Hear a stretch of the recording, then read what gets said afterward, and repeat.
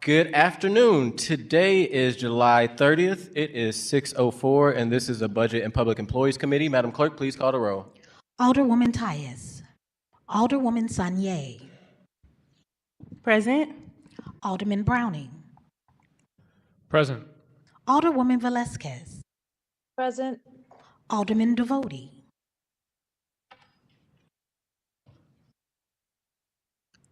Chair Aldrich. Present. President Green. Alderwoman Tyus. Alderman Devotie. We have 6 present. We have 5 present. We have quorum. Thank you. With that, Madam Clerk, we have established a quorum. The next item of agenda is approval of minutes from Friday, June 6, 2025. I'll take a motion for the approval of the minutes. Moved.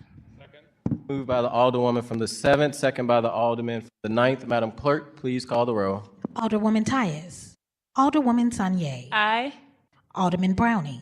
Aye. Alderwoman Velazquez. Aye. Alderman Devotie. Chair Aldrich. Aye. President Green. Alderwoman Tyus. Alderman Devotie. We have 5 aye votes. Thank you, Madam Clerk. With that, we have approved the minutes from Friday, June 6, 2025. We have no board bills for review. We have no resolutions today for review.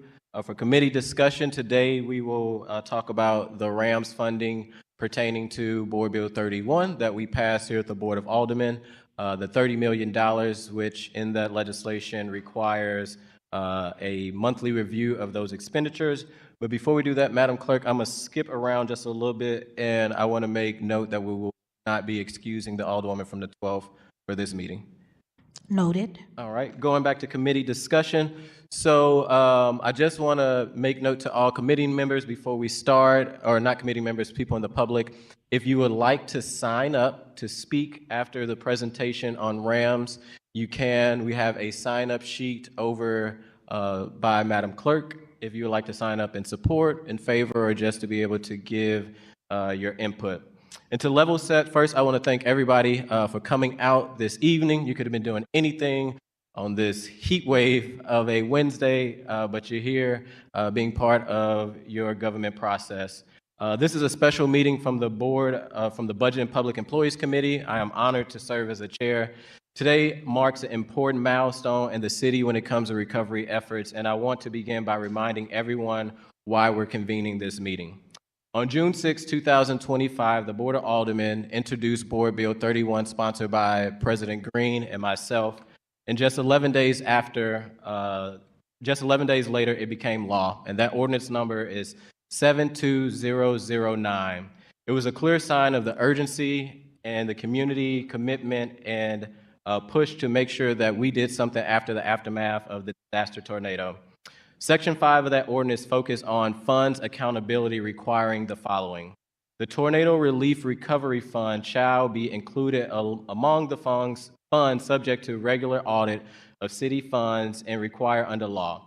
The mayor's office or city departments shall provide a monthly report to the Budget and Public Employees Committee detailing expenditures from the Tornado Relief Recovery Fund, along with relevant data on the numbers of individuals served and other outcomes. The mayor's office shall provide an annual report on the use and impact of the Tornado Relief Recovery Fund to the Budget and Public Employees Committee within a year of the bill's passage. I do want to thank Alderman Browning from the 9th Ward, who's the vice chair of this committee. As we move forward on that legislation, myself, Madam President, he offered I would say a key amendment to make sure that we have that transparency and accountability, one of the reasons why we're meeting here today. So today's hearing is the first of many monthly reports. This process isn't just about transparency. It's about ensuring that every dollar that is spent is responsible, equitable, and with measurable input. And yes, we are here to make sure that every spending is spent because relief funds should not just sit in a pot. These monthly sessions give both the Board of Aldermen and the public a chance to monitor the city recovery efforts, raise questions, and offer feedback. They also offer the Spencer administration a valuable opportunity to explain how decisions are being made and how these decisions are affecting real people. Under this ordinance, the mayor's office is responsible for recommending certain contracts, or awarding from the funds. Once those are approved by the Board of Estimate and Appropriation, I can never say that word, that is made up of the president, the mayor, and also the comptroller, they become eligible for distributions in accordance to the proper terms. So again, thank you to everybody that came out today. We look forward to hearing from the mayor's office here shortly and from the members of the public who continue to live with the disaster in their neighborhoods and who has deserved nothing less but full accountability and full recovery. With that, I would like to begin with Mr. Julian from the mayor's office, who will be talking and providing a slideshow on so far of what has been going on with the Rams' interests and where we are with the recovery. Whenever you're ready, Mr. Julian, just state your first and last name, and you may proceed with your slideshow.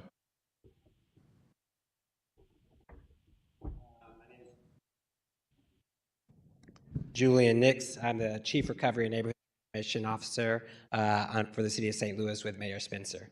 So first, I want to start by just saying thank you all for allowing me to be here and a chance to comment on where we are with the broader recovery effort and explicitly how we're working to think about the Rams interest funds within that broader recovery strategy. So I know I have a few slides here to kind of talk about what those efforts are, to set a little bit of context, and then happy to kind of go more in depth with exactly where we are in the Rams interest fund and answer any questions that this committee has. So if we go to the next page here,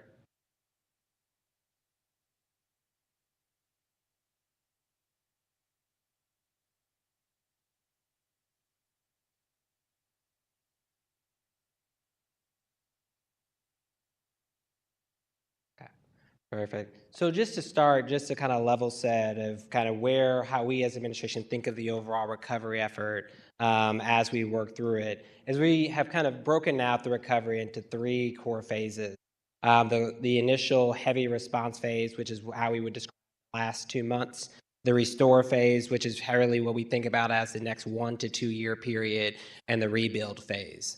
When we think about the response phase, there's a lot of different elements that was tied to that. That, of course, was Mayor Spencer working with both the governor's office and our broader federal delegation to get an emergency declaration declared early and quickly to open up aid into the city. It was the immediate safety of residents provided by our police department and our fire department. It was coordinating with a lot of groups that were on the ground coming in from the national level to try to provide shelter, hot meals, and other basic needs, on top of the great community response that also stepped in at that period of time. It was the connection to resources, so we set up the disaster assistance centers that was at the Chaffetz Arena that saw thousands of families there, as well as the disaster recovery centers with FEMA, focusing on delivering much needed aid to the community. We also, as part of that, was drastically focused on clearing the right-of-way, debris, and from public property, as working with our parks and our street department to quickly make sure that we got streets opened, alleyways cleared. We also had a huge focus on basic infrastructure, which was getting electricity, traffic lights, and traffic signals back up and running, and then ultimately making sure we worked with state and federal to get as much support and deployment we could here kind of within the city. As we look at the next stage, Mayor Spencer naturally announced we moved out of emergency operations and into the next phase of the recovery, really focusing on the broader next steps toward the back end of response, but moving into restoration and rebuilding. And that includes the establishment of the recovery office, which I now oversee and am responsible for helping build within Mayor Spencer's administration. So as we look at what we're looking at forward is really for the next 1 to 2 years, how do we start to set up a better infrastructure within the city to ensure we can provide what residents need long term and these communities ultimately need to recover. So that includes things from resident support, which is heavily focusing on both case management and the future of how we provide the long-term recovery needs of residents in the area. It's the debris removal and demolition. More broadly within that, we've had a huge focus on public property, not as much on private property. And so driving the long-term strategy for that is a critical part of the restoration phase. We've announced programs in building stabilization and repair that are getting launched. Intermediate housing is a huge effort in this, as well as restoring public infrastructure, really focused heavily on both sidewalks and tree canopy. And then as we look long-term toward the rebuild, which is the next 7 to 10 years, and that work also starts more immediately, is thinking a lot more about neighborhood vision and planning, long-term housing, rebuild and infill housing, business corridor development that's much needed in our areas, but also how we think about communal infrastructure and campus institutional anchors in the restoration and renewal of those areas. So a large effort as we look at the broader aspect of the recovery, but I just wanted to kind of put where we are in context, which is really on the back end of response, really with a lot of needs still kind of in the area, with the city trying to set up long-term infrastructure to make sure we can support what we're looking at for the next 1 to 2 years. And so I want to start by just giving a little bit, because I know we announced just 2 weeks ago the establishment of the Recovery Office and signed an executive order officially creating it. Share a little bit more about how exactly we're thinking about the recovery before we move into the back part of the agenda, which is to ultimately talk about how the funding from Rand's interests fits into the broader recovery and broader funding strategy that we're developing long-term for the recovery effort. So we'll start with the overview of the Recovery Office. One is we recognize that getting the details right for St. Louis City's recovery and this organization and its strategy matters for long-term impact. So this is a study completed by McKinsey. You can kind of look on the y-axis is county level GDP immediately kind of starting at the beginning of any major disaster, and it shapes out the journey of where different counties go over time as they look at the growth coming out. And you can kind of see in the light blue line about 112% overall growth over GDP versus pre-disaster, versus in lagging groups in their response face closer to 99 with a huge 13% gap. And so one of the questions we've been asking and been working with is trying to figure out what does it look like and how do we make sure that an area that has been devastated well before a tornado comes can actually be at the top of this and not at the bottom. And so there's a few areas we've used as we look at establishing the practices for within the Recovery Office. If we go to the next slide here. Really focusing on a few things. One, about developing clearly aligned upon vision and priorities that guide the restore and rebuild phase of the recovery effort that'll be done in collaboration with community. We were very focusing on launching a dedicated recovery office to develop and coordinate a comprehensive strategy and implementation to achieve these sets of priorities. We recognize that there are 50,000 residents in the impact zone, but there are also 230,000 residents that are not. And we wanted to make sure that we were both able, as an administration, to focus on delivering broader sets of city services across the city, which has not been met, and making sure we had a dedicated focus on that, while still making sure that didn't mean we did not have a dedicated focus on the recovery efforts in those communities who will have a very different recovery journey than the rest of the city. So what we're focusing on is convening cross-functional teams and external stakeholders to help accelerate the speed of change and decision-making. We recognize that has not been as fast as we need it to be, so we're working on setting up the infrastructure to do that, supporting our teams with additional capacity and expertise, and then using the Recovery Office to innovate and adopt successful pilots that will hopefully help be able to drive change within the broader kind of region as we think about the overall recovery effort. And so there's really 5 core priorities that have been set. One of them is really caring for one another. The second, which is really focusing on the resident direct impact. The second is focused on debris and infrastructure restoration. The third is tied to restoration and housing rebuilding.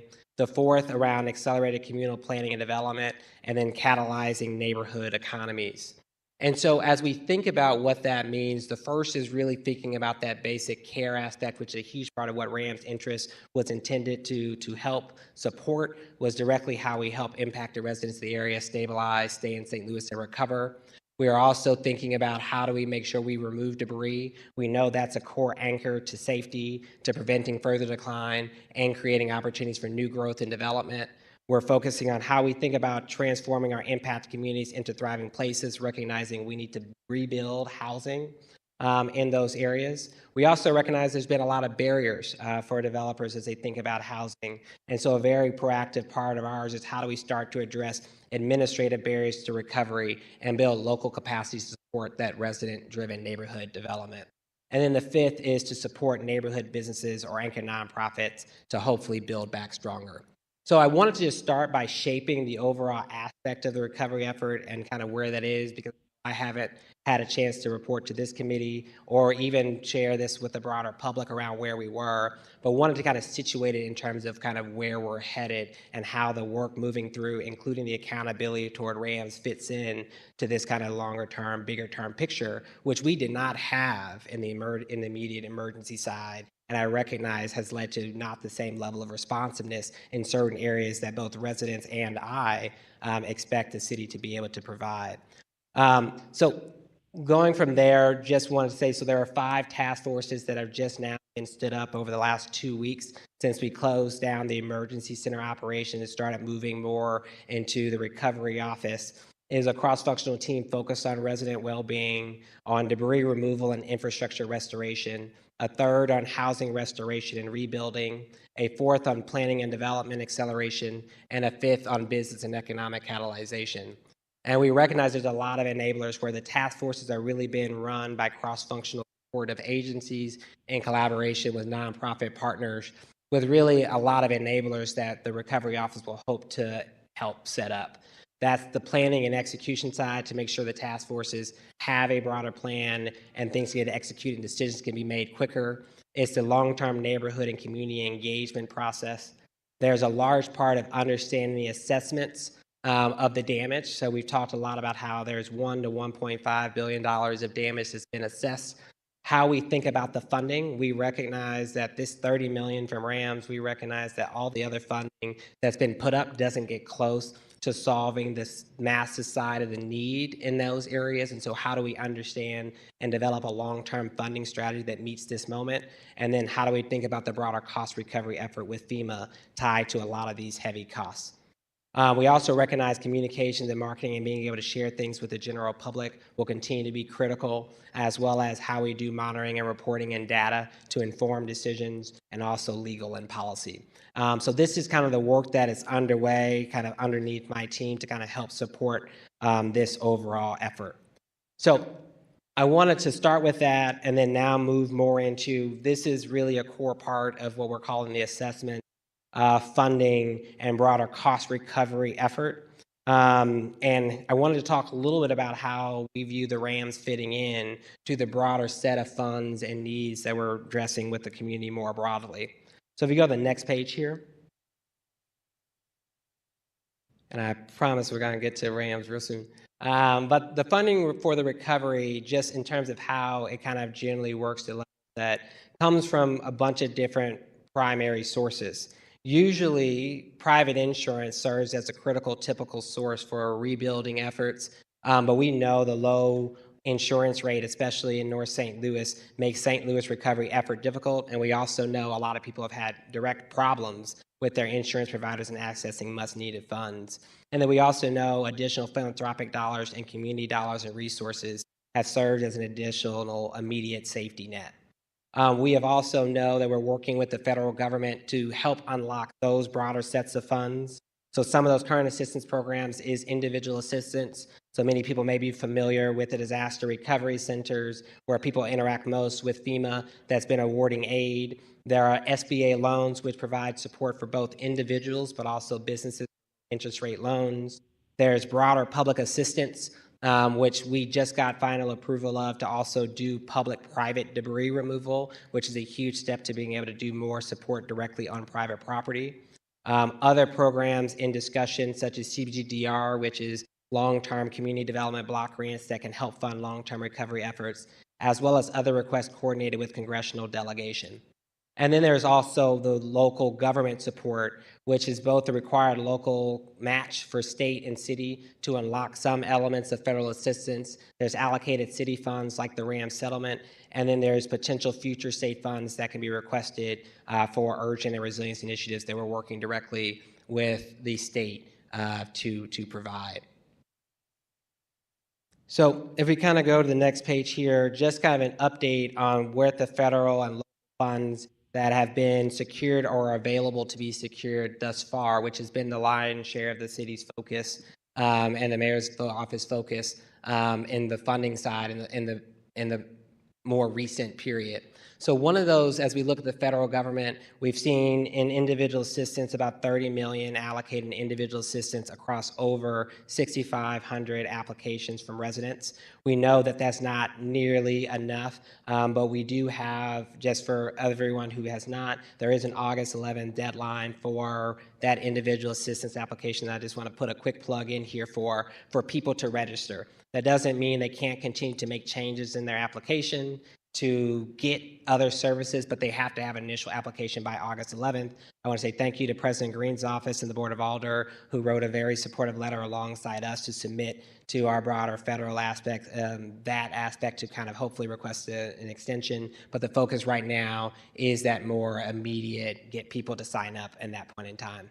So the second here is individual assistance, which is 13 million has been offered and not necessarily dispersed. Sorry, this should be offered or dispersed in SBA loans, which is money that helps communities with low interest rates loans. And then we have about a 75% federal local cost match for reimbursement for select categories.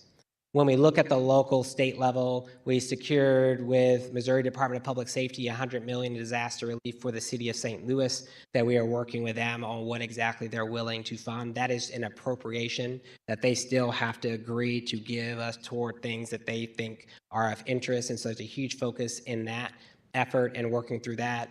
There's MHDC, which provided $25 million for emergency housing assistance that we'll be working with broader nonprofits to apply for. So that $25 million is not all for the city, but the city is eligible based on the things that we got passed in that for that $25 million, as well as a $5,000 income tax deduction for affected individuals by specifically disasters across the state. And then, of course, at the city level, the city has spent over kind of 20 million in emergency response operations, from debris removal to immediate assistance to some of the staff straight line, staff overtime, and warehouse. This is the best estimate. We are still refining some of those numbers, but that number is estimated between 15 to 20 million as of right now that's been spent on staff time and overall debris removal efforts thus far. And then we have the 30 million in the RAM settlement. That's the focus for today.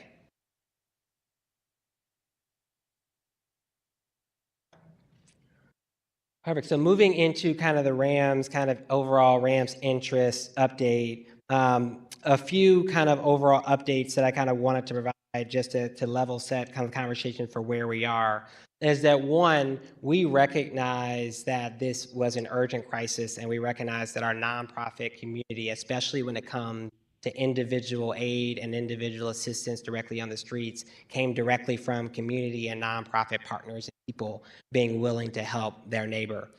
In the absence of FEMA showing up the way they would typically show up, the city has been, in the mayor's office, and that includes me and our time, has been actually extremely focused on helping navigate aspects of processes and things that would usually the federal government would have been able to provide, so that we could provide more immediate, the direct support kind of on the ground. And so the biggest focus that we have right now as we look at the 18 million in RAM settlement is that on next Monday, officially nonprofits who are serving or have served residents can begin applying for up to 3.75 million in emergency grant support. This is for both some expenses that may have been incurred in the past, but also kind of future related costs as they continue to serve in that aspect of the community. We have, as we look at the more detailed aspects of the rollout, multiple phases in the rollout that is committed to kind of the 18 million in RAMS interest. In phase 0 that's already launched is about 2.1 million of it is being up and being accessed to spend. So that's things for Resource Hub operations, which includes procurement and distribution of supplies when absolutely necessary and when they're not ultimately donated from philanthropic partners, and equipment and appliances for some of those operations. And then there's community cooling and hydration operations. Phase 1 that we're launching in this early part of August is really focusing on about $5.75 million. That's the $3.75 million in emergency grant support for our nonprofit community serving residents, as well as $2 million initially going into helping set up the home repair programs.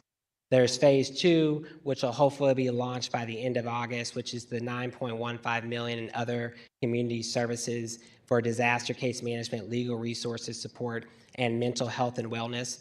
remaining heating and cooling, and additional home repair. I do want to note that a lot of these services are being provided already. So I know, for example, case management, we've been directly working with the Red Cross, who continues to do casework directly with our partnership with the Urban League and the Red Cross shelter in their non-congregate shelters or hotel program. We've been in contact with the legal resources community and the mental health and wellness communities who've been accessing funds. And so we've kind of determined that they need funding, but the critical focus in the early part was the immediate, more nonprofit community, which has more acute immediate funding related issues. And then in phase 3 is to launch by the end of December, kind of more of the unmet needs funds that's going to be tied to the broader disaster case management services. We still recognize there's about $12 million in unannounced grant settlement interest that's still in discussion.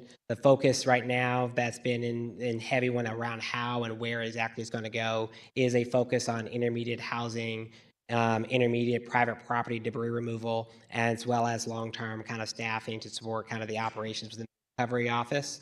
And so what we've done here is try to do a multi-phase rollout that allows us to be thoughtful about where to invest the limited taxpayer dollars, while also focusing on deploying right now some of the most critical programs to keep things operational kind of within the field. And so I want to, as we look through here, this is a recap, but I just don't know how many people I recognize. There's news stories in the news every day, so just recap where the 18 million of 30 million in RAM settlement is, which is about 10 million in community resident services. So these are things that are directly touching residents every day. So this is 3.5 million disaster case management, legal resources support, and mental health and wellness. So this is really dollars focused on groups that are providing these types of critical services. 3.5 million in nonprofit operational support grants. So that's directly for a lot of the communities that are doing the work on the ground. And I recognize I saw Mr. Eddie Ross, a few people from Action St. Louis and People's Health Response and groups like that who have been instrumental and quite frankly holding all of the water when it comes to most of the heavy aid directly in communities. And so those dollars are directly focused on those types of groups. There's also 1.5 million in disaster resource hubs and or distribution nonprofit operations, which includes those types of operations as well. There was 1.0 million unmet needs and about 0.5 million tied to hunger relief. And this is on top of what a lot of other national philanthropic providers are already directly providing in the area.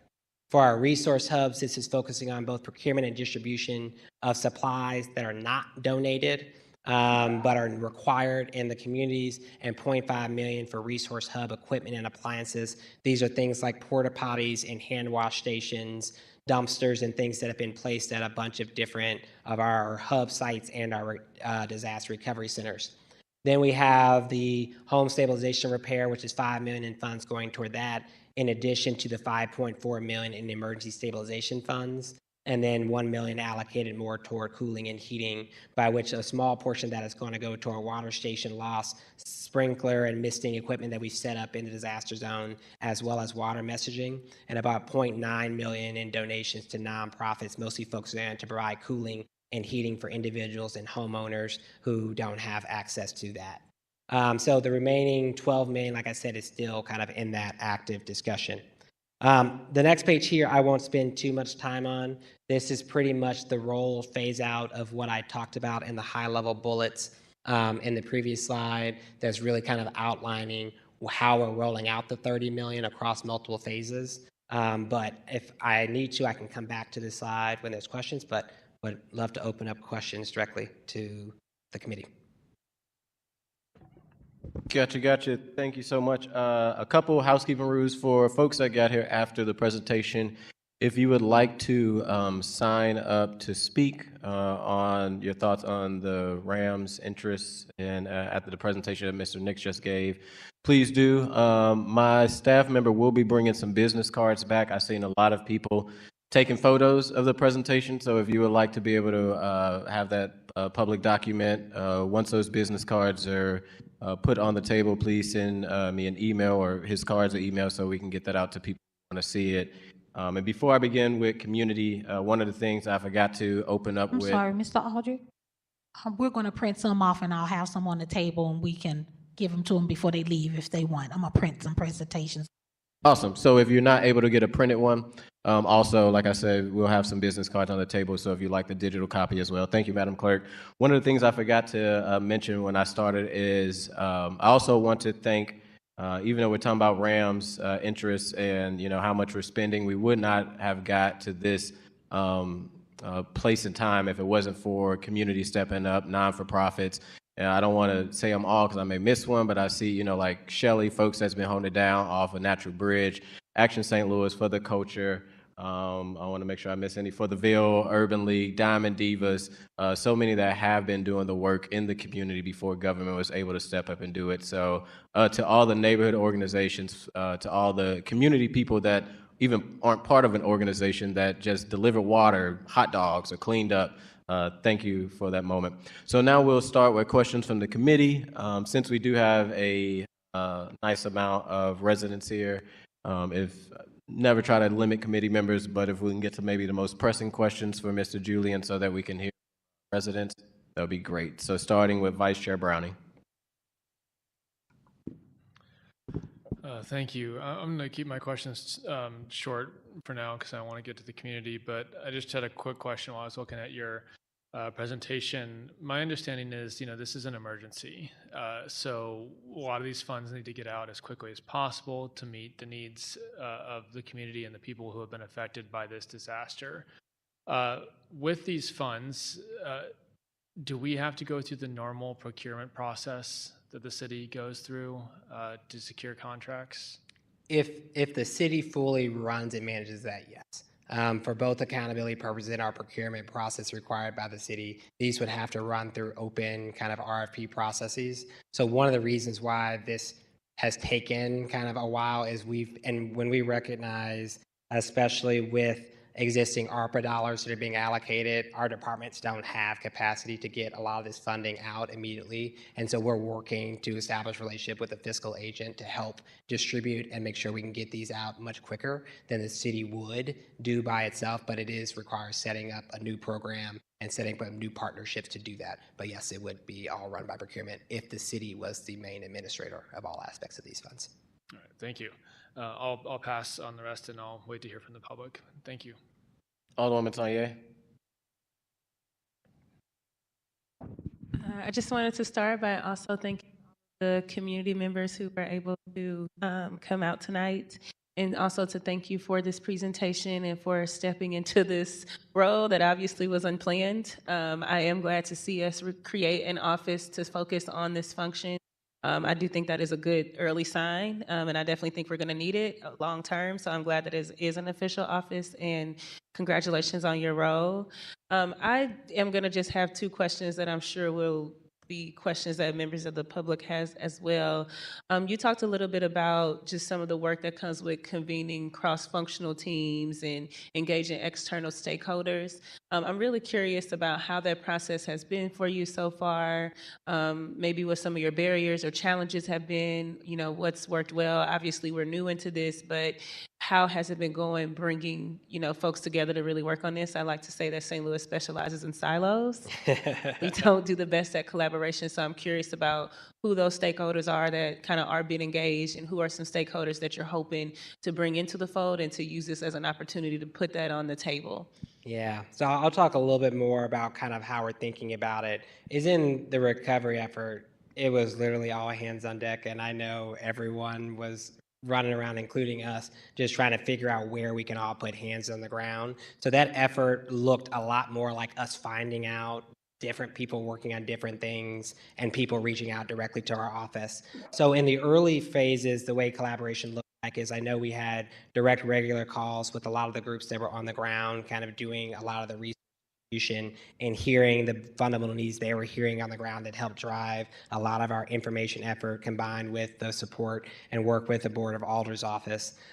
We also had a bunch of community partners that came to ground, mostly a lot of we were probably mostly heavily coordinating the national people coming to the ground who don't know St. Louis City. So we had lots of meals coming in from places like Red Cross, the disaster relief of Missouri, but so many different nonprofits that came out and did that. So we had a running working group of all of the different food providers providing food and making sure we were coordinating and making sure we weren't missing areas in the zone. We also convened a lot of our national COAD, VOAD partners like the United Way, the Red Cross. Red Cross has been an instrumental partner around sheltering, and the Urban League's been an instrumental partner as we set up the non-congregate shelters and hotel program in collaboration with FEMA. So those are just to name a few of the core areas, kind of aspects of partnerships. But I also don't want to be remiss to talk about a lot of the partnerships that self-organize with groups like Diamond Divas helping coordinate a lot of the direct supplies directly with a lot of those aspects of nonprofits. So in the early part, different groups coordinated and came together in a way that I found to be extremely miraculous and inspiring for the broader set of work. And I also think set an exciting enough stage to say that if this disaster is going to be hard for any of us to get through, and the only way through it is together. And I felt so great about that collaboration that happened in the early part of the work. As we look at the long term, one thing Mayor Spencer has talked about a lot when people ask her for what is the plan for rebuilding, her biggest answer is we don't have that exact plan. We have a path for how we will start to bring people together to develop that plan, but that plan needs to be driven by community. And so what that's going to look like is over the course of the next week or so, we'll be actually announcing the broader sets of ways people can get engaged, both residents and civic leaders, to help organize the effort. I'm not going to get ahead of kind of where we are on that, but we're in conversation, I know, with the Board of Alders on what that might look like. And then we'll announce that more broadly with the public once that's officially done. So that'll be one major way, is major advisory committees that consist of both residents and the broader community and civic leaders being able to come together to better organize all of our efforts and our dollars and our resources as we look at the long-term recovery. As we look at the various task forces, we're bringing together the technical experts or direct providers who are doing work on the ground. So that work is currently ongoing, and I'd love to maybe come back and present either to this group or to the broader set of Board of Alders on what that cross-functional structure is looking like, both with the city, but also with the nonprofit partners. We're still bringing them together, and every meeting we hear, hey, this person should be at the table, so we're still developing that table. And then we will have continuing engagements in the community that'll both look like the early town halls that we did. I know we did 3 that was led by the mayor and was accompanied by our alders such as Browning and Aldridge. We had one in our Zone A and Zone C directly with all the other impacted alders. We'll continue to do those efforts because we know that a lot of the news coming through the press or coming in social media doesn't let questions get answered. So we'll also have a long-term path to have continuous town halls to get resident engagement and feedback in those ways as well. And that's in addition to us going to the typical neighborhood meetings to hear directly from residents what their core concerns are. Thank you. And you mentioned that you were in the process of looking at different pilots. Can you expound on that a little bit, of what pilots you've been looking at or are considering or exploring? Yeah, so we're still early. So I'll give an example of the type of things that could be pilots, right? So we know that there have been core barriers in our development process and tied to permitting and tied to whether it be the historic nature and regulations tied to that, whether we tied to things type as zoning, and I know that you have actively been working and passed legislation to help us do a zoning update that's been working with PDA. And so what it looks like is looking for, there are areas that an emergency declaration give us the chance to do, actually from an actual power to suspend rules and test new things that we already know we wanted to do through things like the ZOOP, and that the ZOOP is intended to solve, but is going to take a year to get put in place. And so there are some regulations like that that we might look into. Let's suspend it in this area, see how it works, and try to see if that works and bypasses. And if we notice things that speed up the process, but actually didn't cause any pain in the actual thing that we wanted to accomplish, that's a sign that we have regulatory barriers and things that could look different moving forward, that we could actually work with the Board of Alders to actually pass long-term policy. Some of those pilots are the fact that until this incident, there are different people working on 5 different planning efforts tied to a neighborhood, and none of them have ever been in the same room jointly coordinating what those plans are and how we communicate that to the general public in a thoughtful, coordinated way. And so there's a lot of things we're finding, but I think the biggest pilot that the whole thing is going to have is not just how does the broader community outside of City Hall get past silos, but even within city government and our own departments, getting past silos and working together to try to figure out how we get more done faster and deliver the results that residents expect from the city of St. Louis. Thank you. President Megan Green.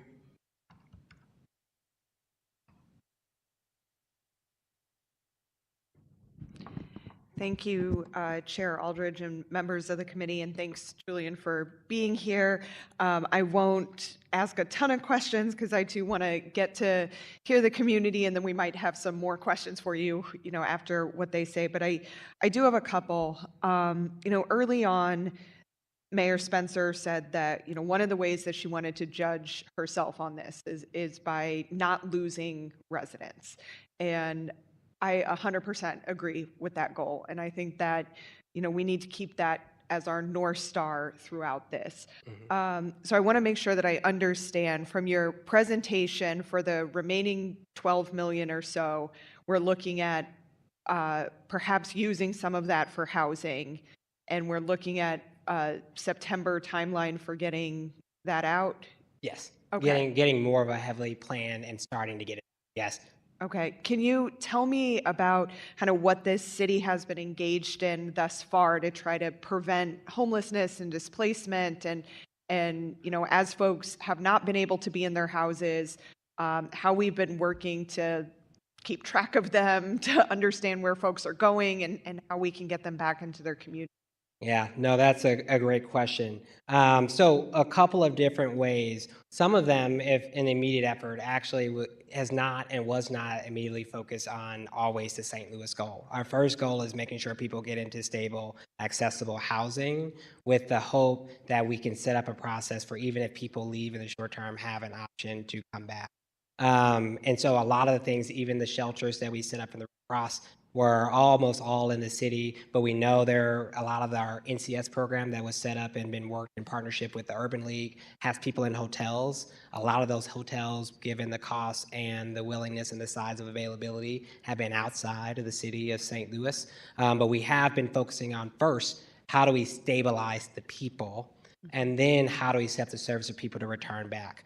And so what that has looked like from the housing standpoint immediately is, one, we've been working directly with the St. Louis Housing Authority and the Affordable Housing Commission to just pull together the list of affordable units that already exist, and making sure that as the Red Cross and our different groups on the ground are connecting people to housing options, they're presenting the options that exist in the city.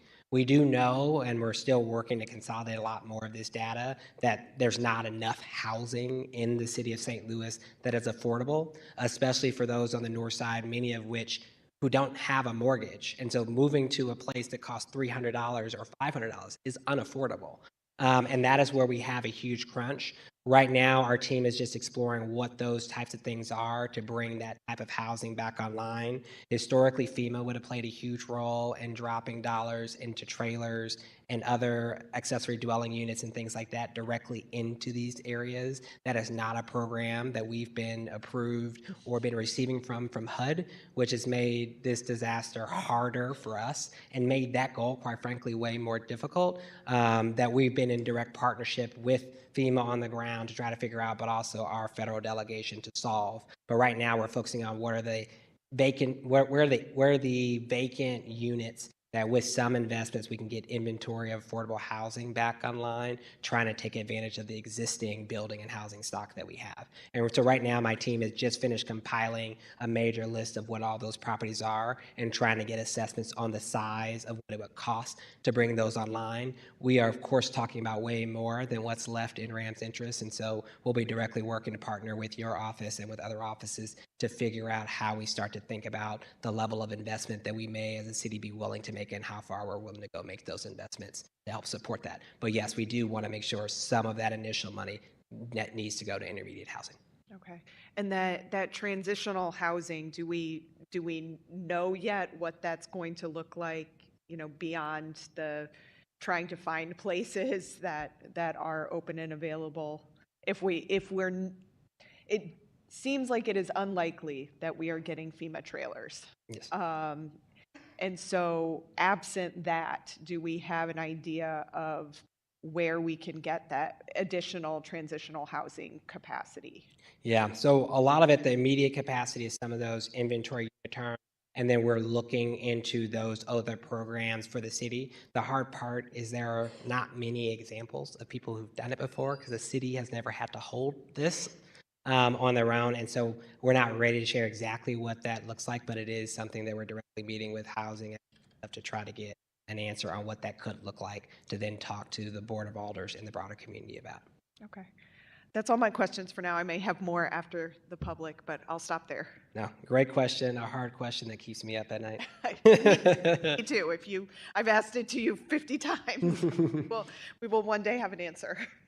Sorry, and I also think I made a little error. Alderwoman Velasquez? No problem. Thank you, Chair, and thank you to community members for being here, and thank you to Julian. I am also going to keep it short because I know we have a lot of folks who want to share their thoughts and speak. But can you just tell me, obviously this is a huge undertaking for any city. What other organizations, cities, or counties that have successfully recovered after a climate event, kind of who else have you talked to in creating and designing some of the plan and the outline here? Yeah. So we've been bringing in and talking to various kind of consulting groups directly about what they've seen as broader and broader trends tied to this. So, for example, North Carolina just had a major hurricane. We've talked to people in New Orleans about kind of what they've seen. A lot of our experts from those like the Red Cross and United Way have brought in expert teams who've led disasters, especially tied to housing already. So we have a direct housing expert directly from the Red Cross who's led a lot of these missions, who are here on the ground and kind of helping advise. So that's just a couple examples of the types of that we're seeing. Great. Well, I'll keep it to that. Thank you. Thank you, Chair. Alderman Devoti? Yes, Chair. Thank you very much. I apologize for my technical difficulties earlier. Mr. Nix, I too want to thank you for coming. I appreciate your efforts in the extremely detailed report. I think it's much needed. There was mention earlier of silos in the city. I will tell you, we just had a ward-wide town hall in the 5th within the last week to 10 days. And the community support for our neighbors in North St. Louis and the efforts of your office, I think is near complete. I say near complete because my only ask would be, this is a wonderful presentation tonight. This is the kind of thing that we need to continue. Anything we can do or I can do to spread the word about your efforts, know that we're here, because I think that's how we keep all hands moving on deck, which has been my observation in the last 2.5 months. So again, thank you for your efforts. I'm looking forward to hearing the community, and I join in the chair's response to open the meeting. Thank you. Thank you, Alderman. Just a few questions for myself. Thank you for being here, Mr. Nix.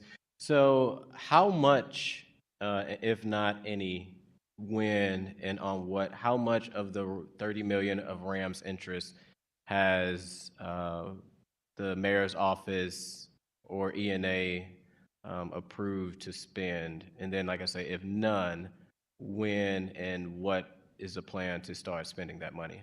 Yeah. So so directly tied to these efforts, I think I mentioned we spent about $15 million that was not directly tied to kind of RAM's settlement. ENA just recently passed a broader aspect. There is items going into front of ENA now to fund a lot of these efforts. So if we look at different aspects, so things that are on going to be on the public kind of ENA agenda will be things like expanding the Red Cross's efforts. So Red Cross, for example, have been providing the shelter resident transition directly out of their broader donors and the fundraising they did more broadly tied to this effort. So we're looking at continued dollars to fund that. That'll go in front of ENA this week. We are also putting in place, that'll also go in front of ENA this week, a broader proposal to actually launch with the fiscal agent the ability to bring the 3.75 million that we just talked about online, and then also subsequently unlock all the other funds according to the timelines that were presented here in this presentation. So that won't necessarily be the dispersion of funds. Those are the funds that are open, and then as we award it out, we'll spend. One of the things that we also know we have trouble with is a lot of times when we log expenses, they don't post right away between the time we get the invoice and time they're paid. So we're still working transparently to get exact, more detailed reports on how we start to break out these costs. We're working directly with the comptroller's office to build that out, and I have a meeting with them tomorrow to help lay that out. So in subsequent meetings, I'll be able to answer that hopefully to the dollar of what's been actually spent and approved by the comptroller's office, but also what our projections are for those spends based on what we know is out there from grants and things that have been awarded. And then you had stated, just so even if I missed it or people from the public, so there has been some funds spent on tornado disaster relief recovery. Yes. And how much? So there's been about 15 to 20 that was spent immediately in the emergency response operations. And then tied to RAMS, I don't have that exact figure, but we just got that formally kind of approved to spend on existing contracts. And then we're getting approved to spend on much bigger contracts. Gotcha.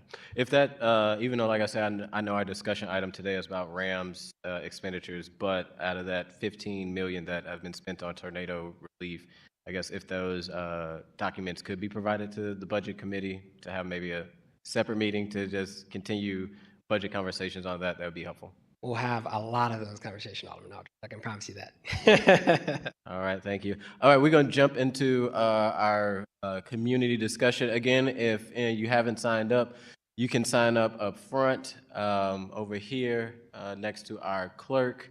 Madam Clerk, how many people do we have online? We have right now 30 people online. All right, do they have their hands raised to speak? If you want to speak online, please raise your hand. Also, if you'd like a copy of the presentation, we do have them up front on the table. If you'd like a digital copy, we have some of my business cards either up front or by the podium so that myself and staff will be able to send those digital copies out to residents via email. How many online with their hand raised, Madam Clerk? One so far. Okay, for the one person online that would like to speak, if you can move them over so we could swear in everybody from online and in the at one time. Everyone will have, well, how many people in the room would like to speak by a show of hands? Okay, everyone will have 3 minutes to speak on whatever you like to say, but if you are speaking, can you please raise your hand in the room? And for the person online, if you can come off, or for the people in the room, keep your hands raised. And for the person online, if you can turn your camera on so we could do this all at once. We're going to swear everybody in so we individually. Were we able to move them over? We did.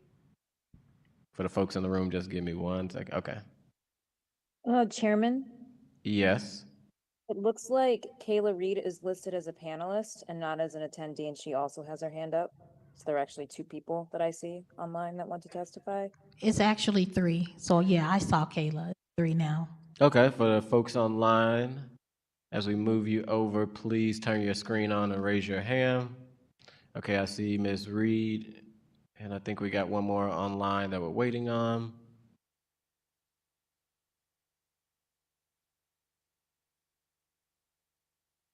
Folks in the room, keep those hands up.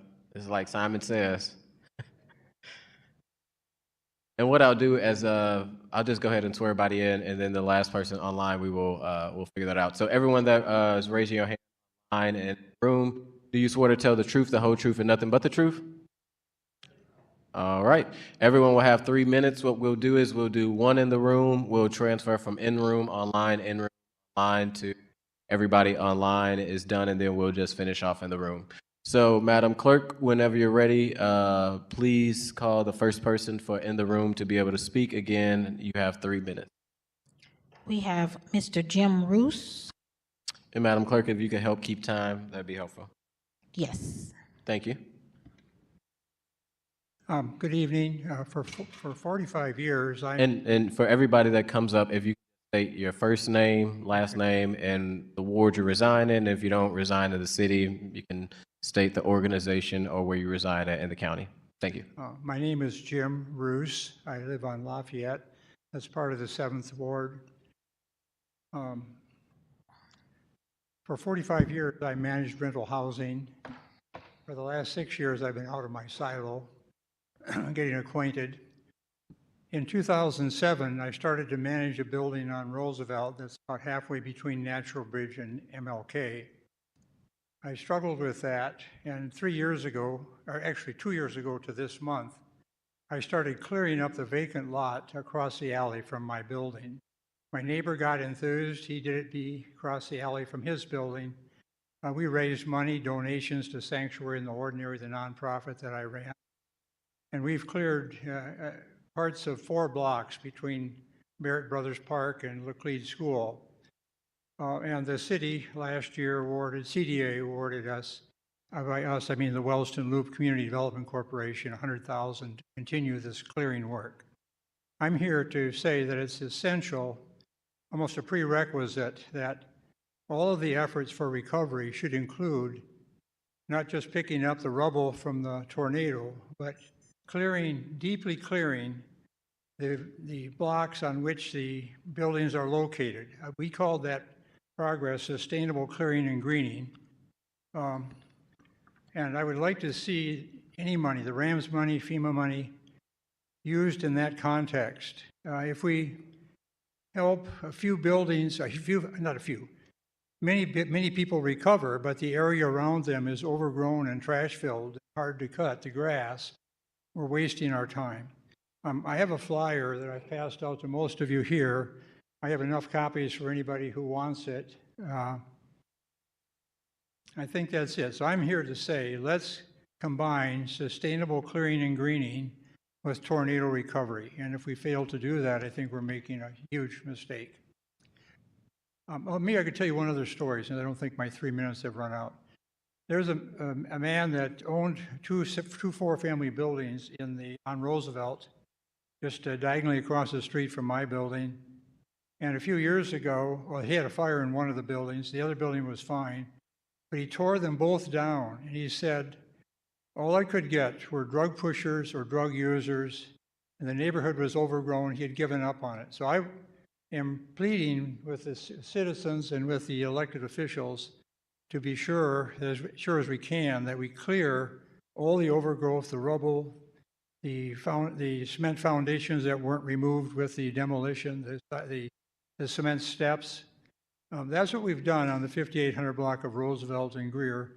We offer tours of that so that people can see what's possible. I'm going to end my, if anybody here wants flyers and you didn't get them when you came in, I'll walk around and pass them out when I leave. Do you ask questions, or is that it? We're going to try not to ask questions today unless committee members really have. I think I'm prepared enough. Anybody who wants this, give it to you. And if you want to, you can leave some on the table if folks want to take them as they go out. I think you all have copies that I delivered earlier. Okay. Thank you, sir. Next person online. We have Kayla Reed.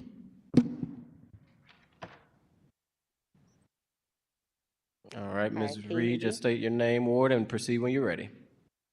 My name is Kayla Reed. I'm a city resident. I'm the executive director of Action St. Louis. I really appreciate Alderman Aldridge, you facilitating this meeting, because I think it's really important. As often as possible, the public have access to information and transparency opportunities around what is happening around recovery. We were really excited to see the Board of Aldermen move forward an allocation of the RAMS settlement fund for tornado relief. We are somewhat disappointed in the turnaround time from the place of passage to now.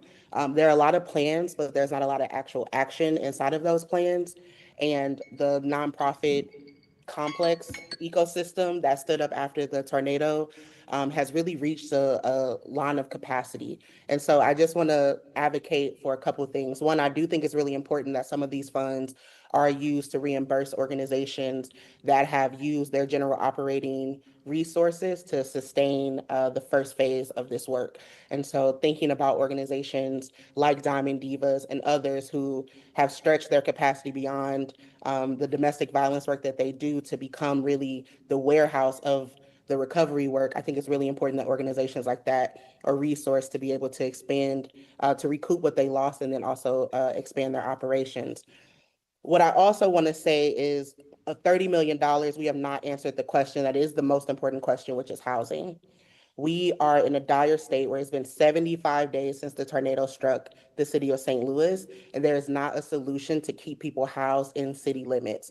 The shelters, no matter how much we continue to talk about them, are closed. They have been closed, and the hotel vouchers have limitations on them that leave people in unknown situations after those vouchers expire. And we are losing people as far as leaving the city. Some people have left the state. We've been able to track these folks. We keep in touch with many residents who lived in the tornado footprint. And what we know that they need is a pathway to stability now. And we can't wait another 2 months or another 75 days to start actually spending the RAMS funds. And we're really disheartened by the fact that we're not taking more seriously the need to establish temporary housing. And as long as we do not have a housing plan, we will lose population, which then really guts the limited infrastructure that North City had pre-tornado and doesn't create opportunities for residents to come back and be a part of the rebuild or the recovery if they're having to build and establish new lives other places.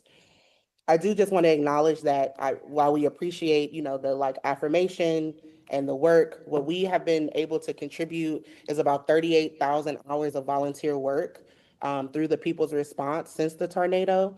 We've been at these meetings and consistently advocating for housing, consistently advocating for food and supplies. As families get prepared to send their kids back to school, they are in need of really wraparound support. And we are just presenting plans, right? And I want the Board of Aldermen to do a better job of holding the administration accountable and asking the questions on when this money will be spent, on exactly what it will be spent on, which organizations are receiving funding, and what is their plan to actually execute the resources once they have them from the city, because that process can take us into 2026 and we just simply do not have the time. So I just wanted to share that. My hope is that this is actually a monthly event where the city has to come, the administration has to come before the Board of Aldermen or the general public to provide ongoing updates on what it is doing with this 30 million, and understanding that this 30 million was really important to pass, and it's going to take a lot more resources. And the RAMS Fund is sitting there continuing to accrue interest that can be used toward a just recovery of North City. Thank you. Thank you. Next, we have Yolanda Owens. All right, Ms. Yolanda, please come on up, state your name, your award. Ms. Reed, you probably wasn't able to hear. You got a round of applause, and the committee will be meeting monthly, so thank you for that. Ms. Yolanda, you could pull the mic down if you want to, or you could take it off completely. Okay. Thank you. My name's Yolanda Owens, and I'm in the 11th and 12th Ward, because we're kind of combined with the Penrose Neighborhood Association. And Kayla said everything that I wanted to say. First, I want to thank the board. I want to thank you, Alderman, for coming up with this board bill for the RAMS funds. Also, happy belated birthday, President Green. You rock. But I need you guys to understand, and this is for Mr. Julian. I'm with the Neighborhood Association, and we're out seeing everything. We're living in it. Someone, I believe, should have been on this plan from maybe each neighborhood, maybe one citizen from each ward. We see it, we live it. The people are coming to talk to us. Our older people aren't always available. Our mayor is very, very busy. I asked you when you first got here, like, okay, what's the alderman's role? And you kind of said legislation and all that type of stuff. But when I'm walking down the street and an 85-year-old woman porch has fallen down, I see it. Penrose Neighborhood Association just went out, and I hope I don't cry. We just went out and we cleaned Natural Bridge. It looked like what I see on the news for Gaza. And I'm praying for Gaza and those children over there. But it's looking like that. If you guys engage us more, as neighborhood associations, we can say block 1, 2, 3, 4, and 5 is an emergency and they need this. We can say that this 90-year-old woman needs something. We can say this young lady doesn't have food for her kids. We can say that this person's electricity is cut off. You guys aren't using us enough. And I may get some pushback on this, but you can't keep giving resources to these large organizations. Look to us. We're giving away shoes, book bags, cutting grass.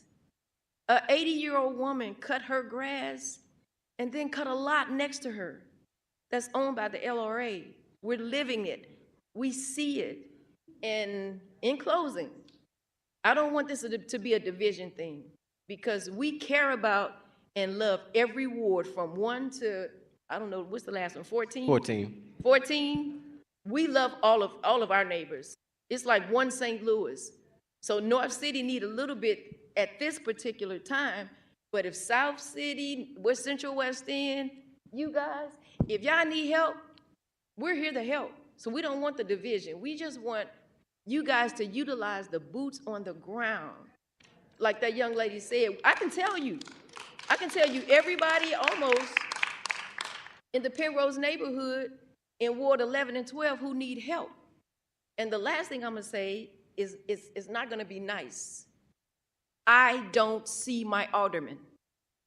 I don't see Ward 12 alderman. I'm not saying she's a bad person. I'm not saying any of that. We don't have meetings. Miss Shameen Clark, this young lady right here, you, especially you, those people on the screen, I see them more than I see ours. That's not good. We need you guys' help.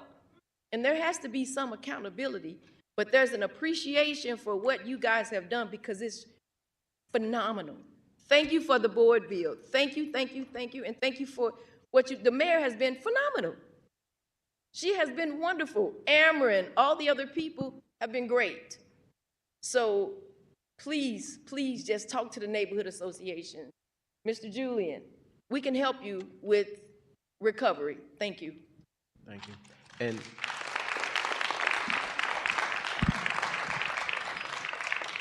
before we, Madam Clerk, before we go to the next person, one thing I do want to say is, Ms. Yolanda, I can't speak on your alderperson, but I do, and I missed to give a shout out to State Representative Kim Collins, who can probably be a little bit of help on the state level. And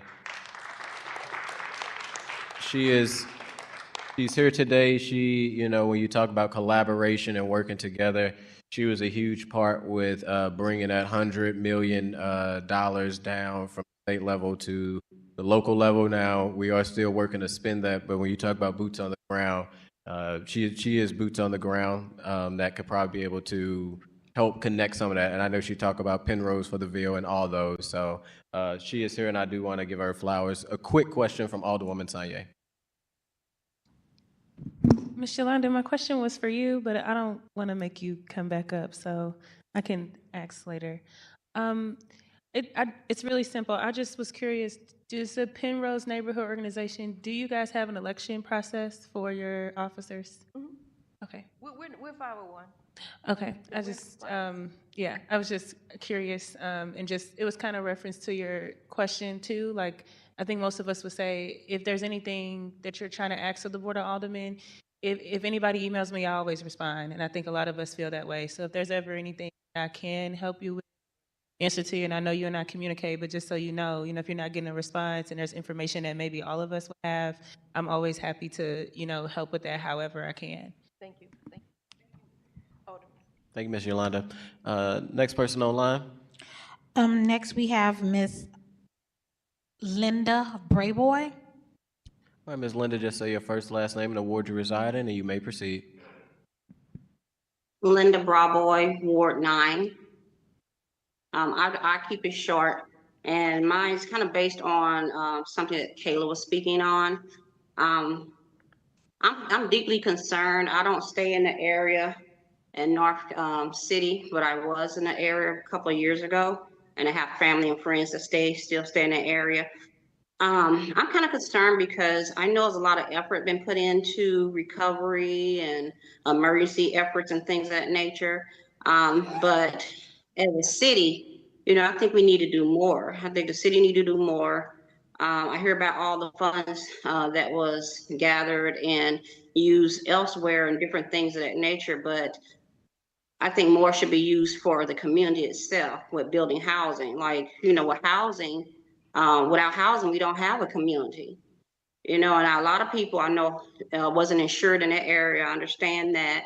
But to me, a lot of them funds, I believe I saw news posting a couple of weeks ago that some of the fundings may be used to help level the homes for some of the residents who was uninsured. And I think that should be done. Maybe they can let them apply for that. If their house is not habitable, help them level it. And then maybe they probably cannot rebuild it to the amount today what it will have cost years ago when it was built. But maybe they can put like a modular home if the city will be okay with that, or a prefab home or something there. Already have plumbing and already have electricity or what have you that's coming to that area. Kind of make it like the Grove, like they done the Grove. If they had a 2-story building and the second floor is gone, maybe they just got the first floor left, and if they'll pay them to build onto that first floor like they did in the Grove, grandfather it in with some new build things, or what have, make it a first floors. A lot of people got backyards. Maybe they'll lose some of their backyard, but that's a house for someone. A lot of people don't want to move out the area, and I think a lot of the funds can be used towards just find the people, let them sign up. Just if you will not be able to get everyone right now with the funds, but instead of putting it to city workers for overtime, that money to me could have been used for a couple of families that could have had a modular home that with a 3-bedroom on their lot. I'm just a community leader in the area, but I'm in the Central West End, and every day I look out my window and I see multitudes of people that look like me that didn't used to be in the area as much. Well, they used to be in the area, of course they're in the area, but walking with bags, babies and strollers with book bags. And I look at them, I say, these are my people from the North City, I'm thinking, or what have you. And over here at the library at Shafley, it's really crowded. It's more people there, charging at phones and doing things of that nature, and which is great. But winter is coming. And like Kayla said, people's moving, I believe that's Kayla, moving out the community, going into other populations in other states.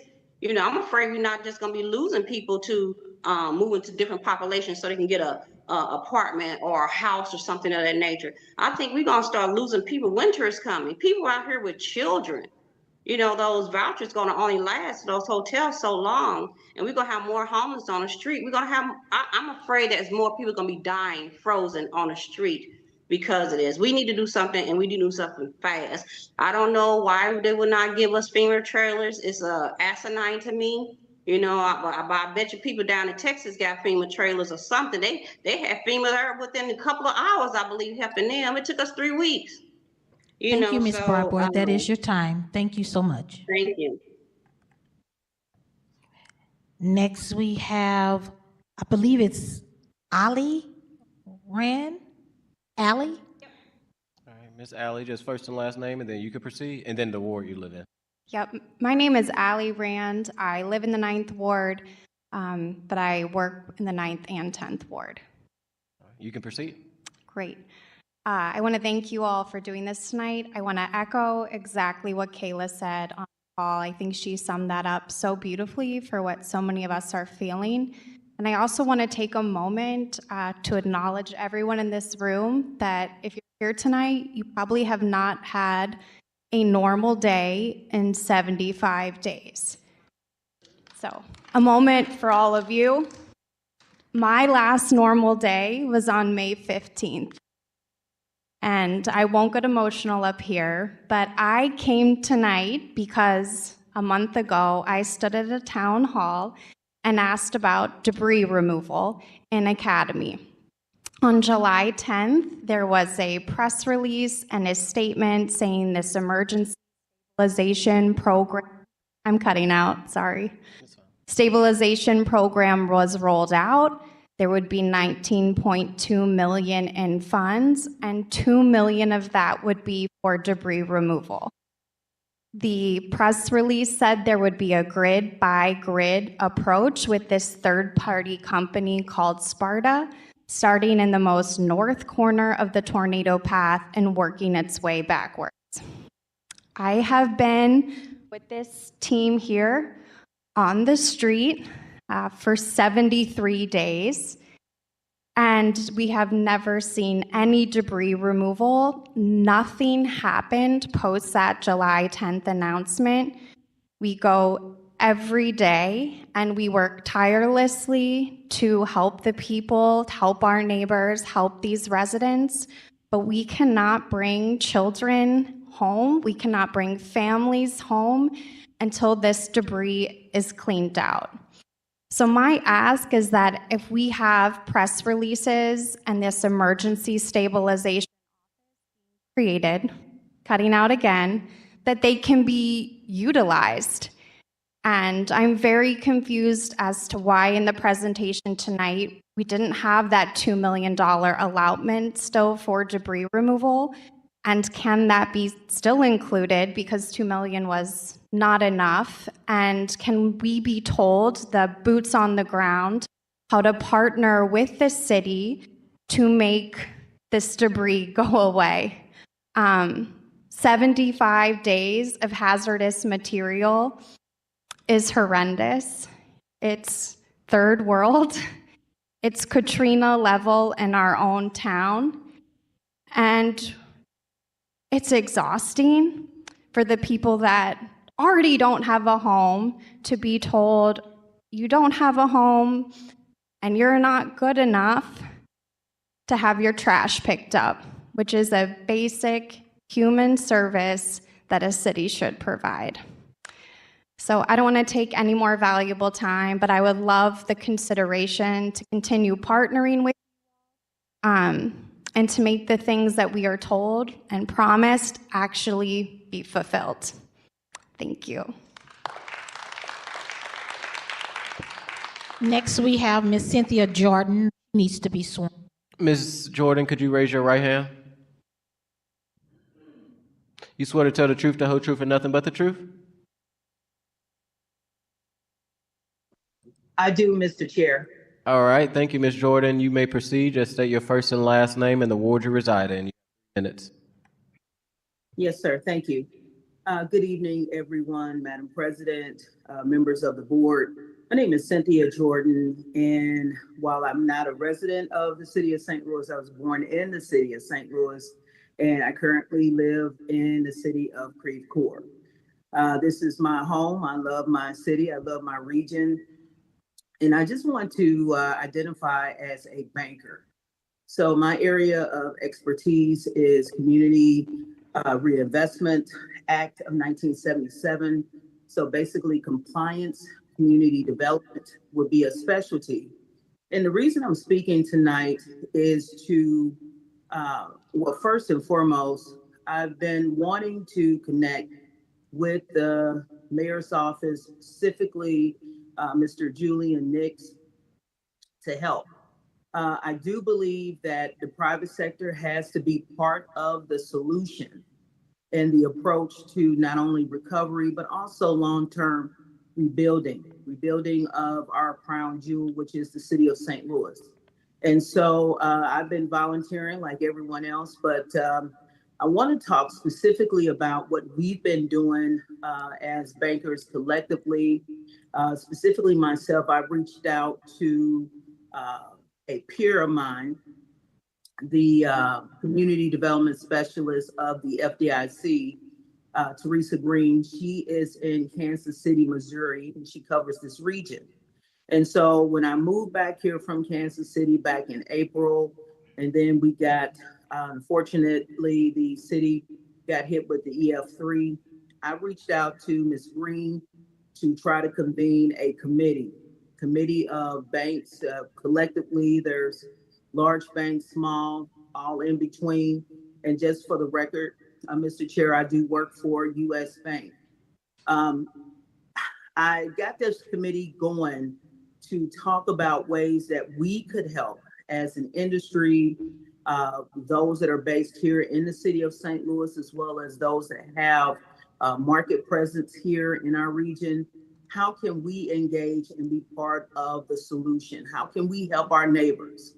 And so while we've been doing that through contributions to the American Red Cross, partnering with Invest STL, and various other community stakeholders have presented to our working group, I still want to be able to connect with the city of St. Louis, and I appreciate Megan Green, President Green's leadership. She is someone that has been an ear and keeping her abreast of what we're trying to do. But I want to widen the net, as they say, because time is of the essence. So we want to be part of the solution. We want to be able to pull together the banks. And I'm talking about presidents, CEOs, chairmen, all of those people that can make decisions and really help partner, really craft partnerships with the city as well as the nonprofit sector. If we're really serious about saving lives, if we're really serious about rebuilding our tax base, which we need for a thriving, healthy city, then you have to engage the private sector. And I do believe that that begins with the banking community. So I just wanted to express my concern as well as my willingness to be part of the solution and really partner with the city.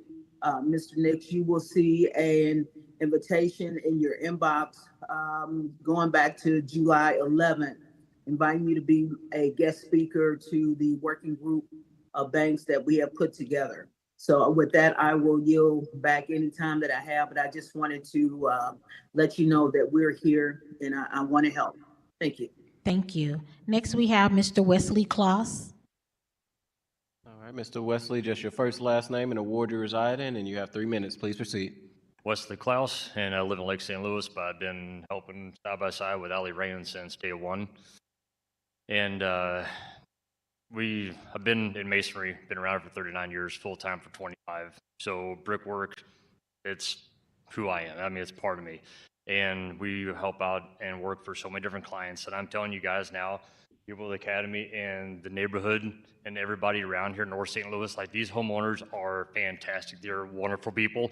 And if the city doesn't get it together, these are people you don't want to leave. You want these people and these homes and these families to stay in St. Louis. It feels like the city is nothing but it's just been excuses. There's all these plans, nothing in place that actually is showing in these areas. I don't know if they're letting it go and they're waiting for the 7 to 10 year redevelopment plan to just do something completely different with that area, and they're waiting it out for people to actually leave. But I mean, literally working nonstop hours, we've raised and already used over $45,000 worth of dumpsters that we've done. The city has provided 0 dumpsters for this area. And I have like another guy I get brick from to try to match other brick for rebuilding these homes. The city pulled the dumpsters out, so they have no dumpsters, even like in the alleyway, to put the trash and debris. And then the city says, we're not gonna take it from the alleyway, you need it from in front of the street. So they're asking me to go up, I don't know how many blocks, to drag the debris from the back of the house to the front. How do you expect people to take the trash through the gangways to the street? And then the city doesn't pick it up, and then they're gonna provide dumpsters, and they don't. They want it on the curb, then it has to be in the street. And then it gets to a point they're gonna be there, they're gonna show up, nothing happens. So then I'm using all our equipment, machines, and guys to load up all these dumpsters and call them in to get picked up. And just more debris and more trash is just getting built up in front of all these homes. And then everybody's trying to rebuild and fix what they've got and call a home. It's hard to have a home whenever you got a pile of trash sitting in front of it.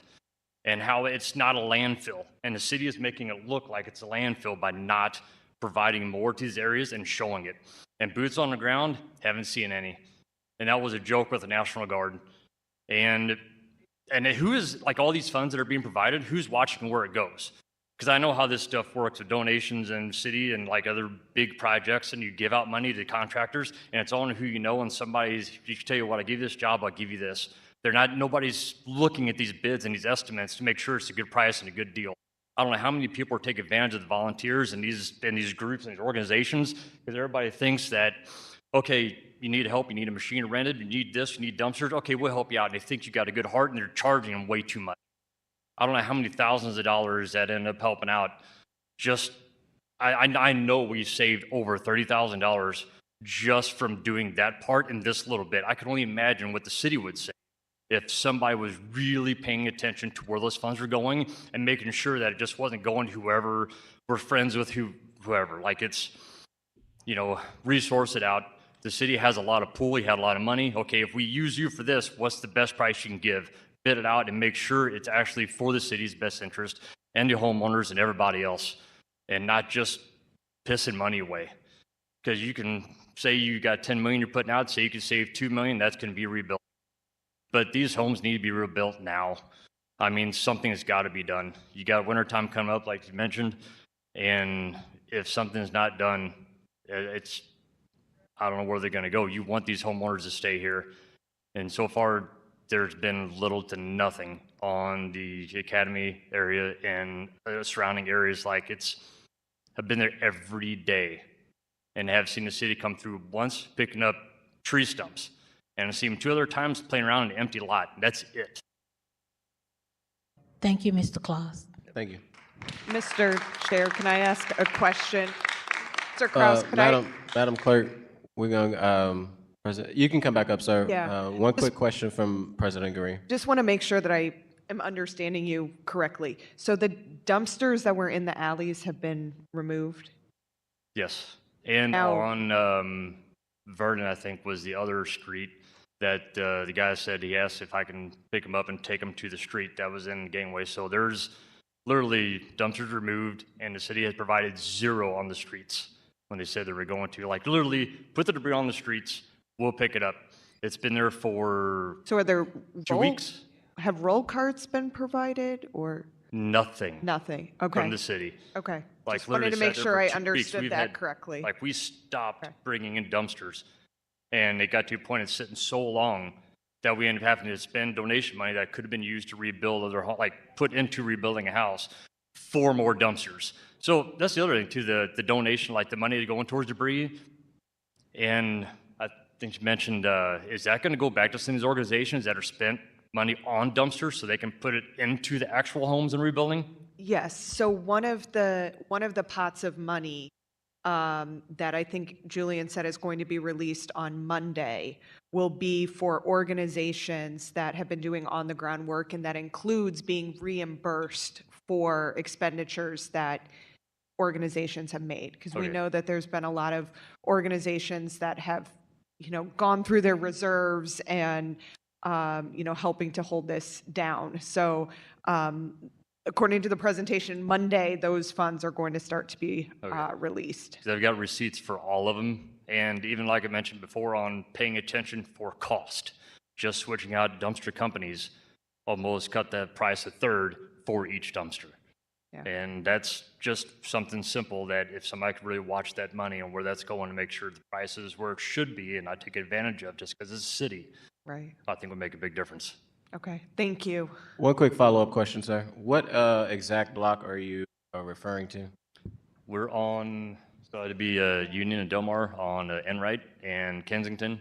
Like, we've been on Clarendon. Yeah.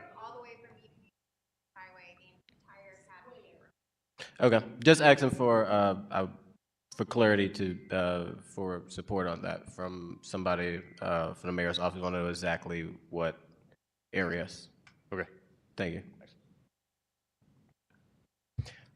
Okay, for the person online that's raising your hand, if you can raise your hand so we can swear you in.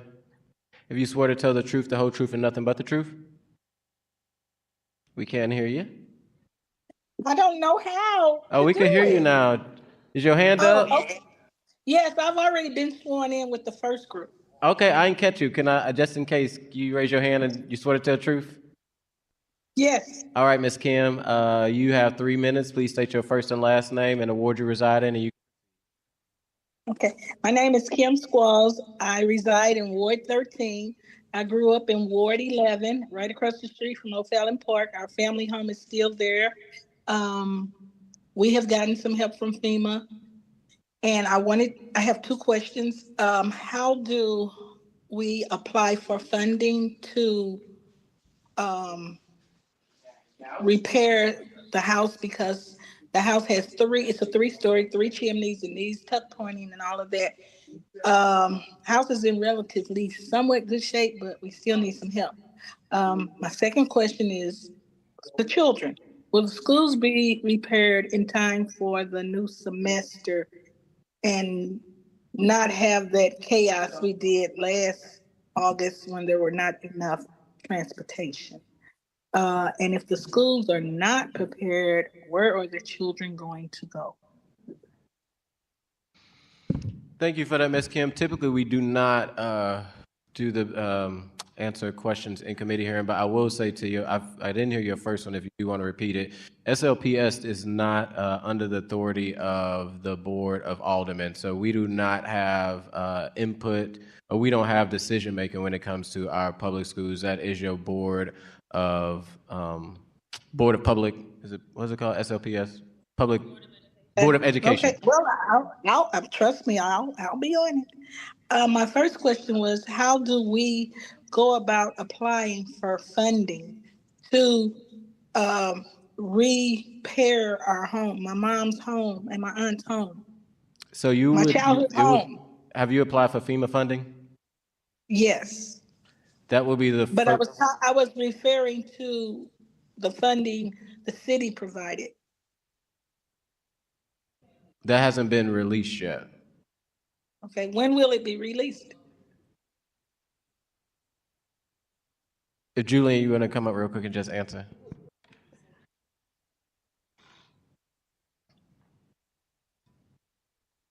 Yeah, so we're still kind of designing out that program. So there is an existing program that's run, that's the housing repair program run out of CDA with Mission St. Louis. So right now for impacted residents, they can apply to that and we'll reroute people directly into the pipeline for the program when it comes online.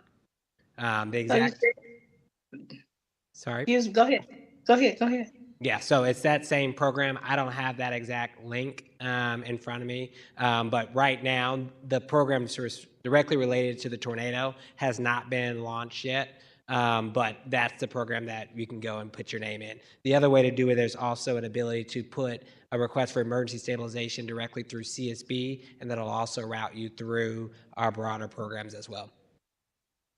Okay, one question for you, Mr. Nix, and I'm not being funny. I'm not being funny. It's just a suggestion.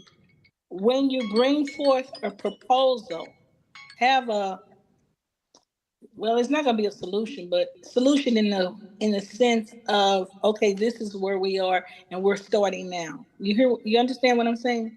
I got you. Yes. And thank you for that, Ms. Kim. Like I say, technically we don't do back and forth, but I want to make sure. Funny. I'm really not trying to be No, funny. no, you're not being funny. You totally fine. We want to also make sure you get the resources, but like I say, we don't do the ask questions to committee members, but this is an important issue, so hopefully we was able to answer that for you. Thank you for your time today. Thank you. All right. Next person in the room, Madam Clerk. And next we have Sean. I can't make out the last name. Sean Will the real Sean please stand Karung? up? Please stand up. All right, Mr. Sean, as you come up, state your first and last name and the ward you reside in, and then you can proceed. I apologize, everyone. I thought that was just the sign-in sheet. I appreciate you all. I don't have any questions. Well, there goes 3 minutes saved for somebody. Thank you, Mr. Sean, for being there. So we'll jump to online. And next we have Tina Kramer. Miss Will Tina, need to be sworn in. if you could raise your right hand so we can swear you in. You swear to tell the truth, the whole truth, and nothing but the truth? I do. All right, Miss Tina, state your first and last name, your ward, and you have 3 minutes. You may proceed. Tina Kramer. I have a home in the 13th ward, I have a home in the 11th ward, and I have a home in the 10th ward. I'm really outdone by the lack of movement that has happened since this tornado. You all have changed the goalpost every time.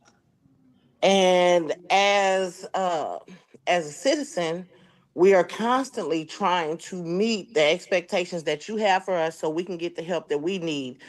Yet, every time there's something new that we have to do. Put the trash out, we'll pick it up. Then it was, okay, we need special teams because it's hazardous. Well, understand, when we put the debris out there, it was hazardous for us to drag it to where it was, and there are no special teams that are helping us do that. Not even offering equipment, gloves, trash cans. There are no resources. And when we stand up and say the city has not been here for us, everybody wants to ask, what can the city do? What more can the city do? The city has done nothing. Then we're hearing about the school board. Please don't tell me the school board is something separate. I understand that. But when the school board starts preparing to close down schools, to me, that seems as though they don't plan on the residents coming back. It seems to me there have been no move. Kara Spencer said time and time again at those neighborhood meetings that we want the residents to stay. We want the residents to stay. How do you expect the residents to stay when you aren't doing your part? Everybody is doing the best they can to navigate this situation. And we're always hitting those roadblocks of, we'll have it next week. We're working on the plan. It has been almost 3 months. What more is it that the citizens can do?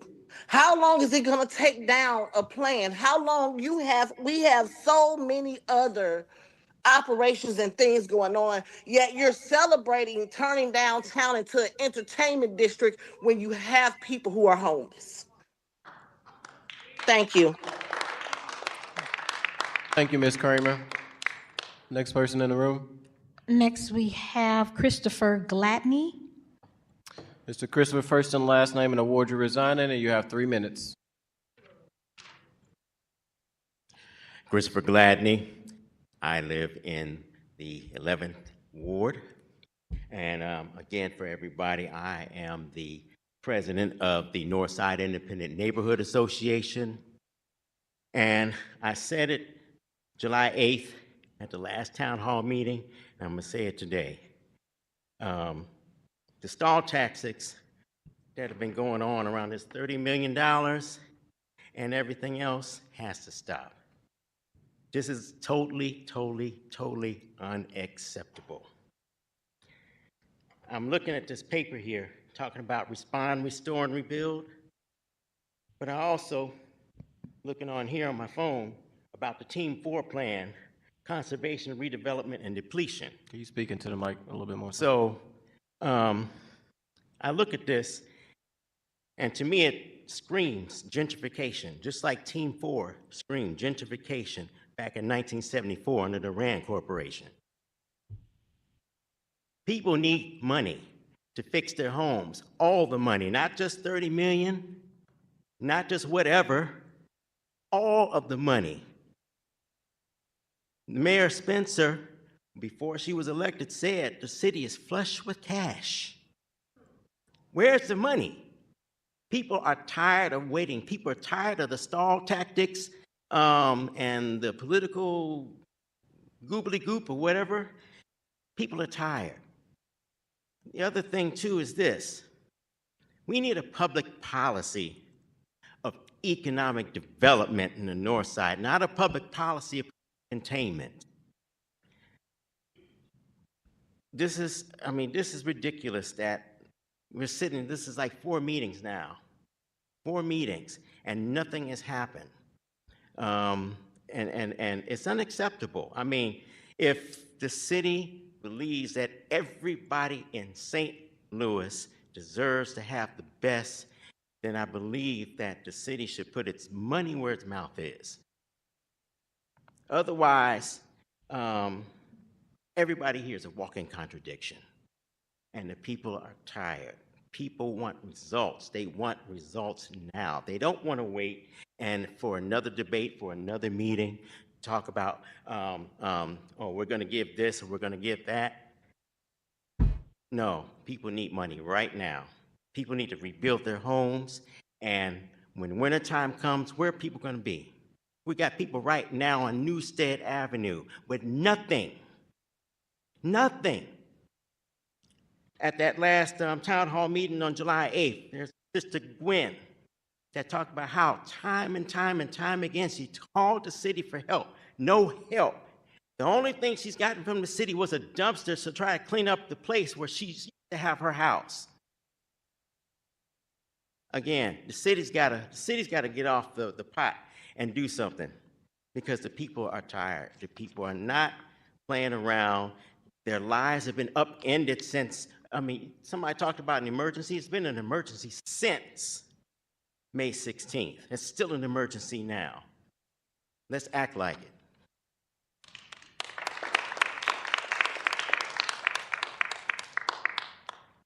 Thank you. Next speaker, Madam Clerk. Next we have, is this Kelsey McGowan? Kelly McGowan? Ms. Kelly McGowan from Transform 314. Could you state your first and last name and the ward you reside in? Yes, my name's Kelly McGowan, and I live in the 9th Ward. Hey, Alderman Browning, what's up? So I have a couple points I wanted to speak to today. So, well, first, I'm a proud resident of the 9th Ward and also a founder and executive director of Transform 314. So I'm centering both of those hats here. So my first point I wanted to speak to this evening, transparency with how these funds are being spent is not optional, it is necessary. I found it a bit troubling and quite frankly unacceptable that when the question was asked about how much funding has been spent as it relates to tornado recovery, the response was somewhere between $15 and $20 million. The city can and must do better with transparency in the spending of all of these funds, especially regarding the Tornado Relief and Recovery Fund as these funds are being expended. How can the public see where these funds are being allocated? Can it be added to the city's website? Can this information be included in the meeting packets for this month's meeting? Can the city partner with other community-based organizations and media outlets to get this info out to make sure it gets to the people? Also, we need to know the decision-making processes and how these funds are being allocated. Is it a data-informed approach, community-informed approach, a combination? The city must improve as it relates to transparency, period. My second point, we know this is an all-hands-on-deck situation for our city, and recognizing this, I have reached out to the mayor's office multiple times, seeking the opportunity for collaboration with our organization, Transform 314, primarily regarding community engagement. I have also explicitly mentioned this. I've said this at our monthly meetings. I've said this via email, reaching out to folks, that we are not seeking any funding from the city with these efforts. And I'm really urging that the city uses this as an opportunity to build back better in true partnership with current residents and organizations that are wanting to do the work for the betterment of our city. Again, we're talking about eliminating these silos, bridging these disconnects, and that also must include working with residents, working with community groups and organizations that want to do the work, especially with organizations that are not seeking funding to work with and help to do the work. So that's all I have to say. I really appreciate the opportunity, and I really appreciate Alderman Aldridge, you just being willing to have this conversation in community and during an accessible time for us working folks to be able to engage. Thank you.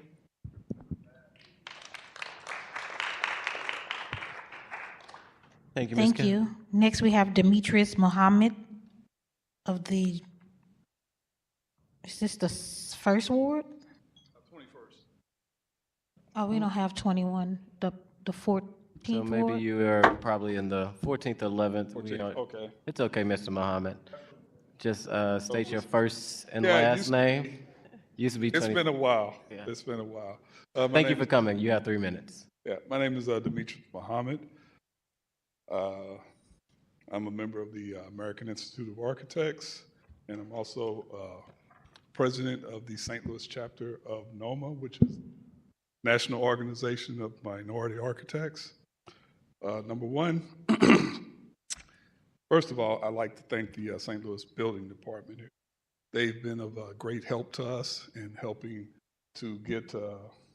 people to get their homes rebuilt and easing some of the processes. David Price and can't think of the last name of the other guy, Dylan. They've been coming to our meetings, that we have every Friday, and trying to find a way that as architects we can get our services out and explain to everybody what it is that we do and help them to get their homes rebuilt. That's just kind of one of the things I want to say. One of the things Mayor Spencer had mentioned is that she wanted to keep people, in the city. And one of the things that I'm finding, kind of boots on the ground type situation, because I'm out there, doing projects for people. Most projects run about $30,000, to help get the homes rebuilt. If the city and that $30 million could somehow find a way to equitably give out grants, I mean, if it's $5,000, $10,000, until the money, runs out, just to help to get the process started, to start getting the buildings enclosed in some way, shape, or fashion, so that they don't continue to deteriorate. I think that would be something that citizens would appreciate. Like I say, I mean, you guys are doing some things, right at the building department on that level to help them to get professional work, done and get it done correctly. So, because the winter's coming, and before we know it, it's going to be cold. And work's going to slow down. The process of people being able to do construction is going to slow down. One of the other things I wanted to mention, we talk about, rebuilding. There's a guy down in Atlanta, his name is Booker T. Washington, believe it or not. He does tiny homes. You can look him up on YouTube to see what he has done.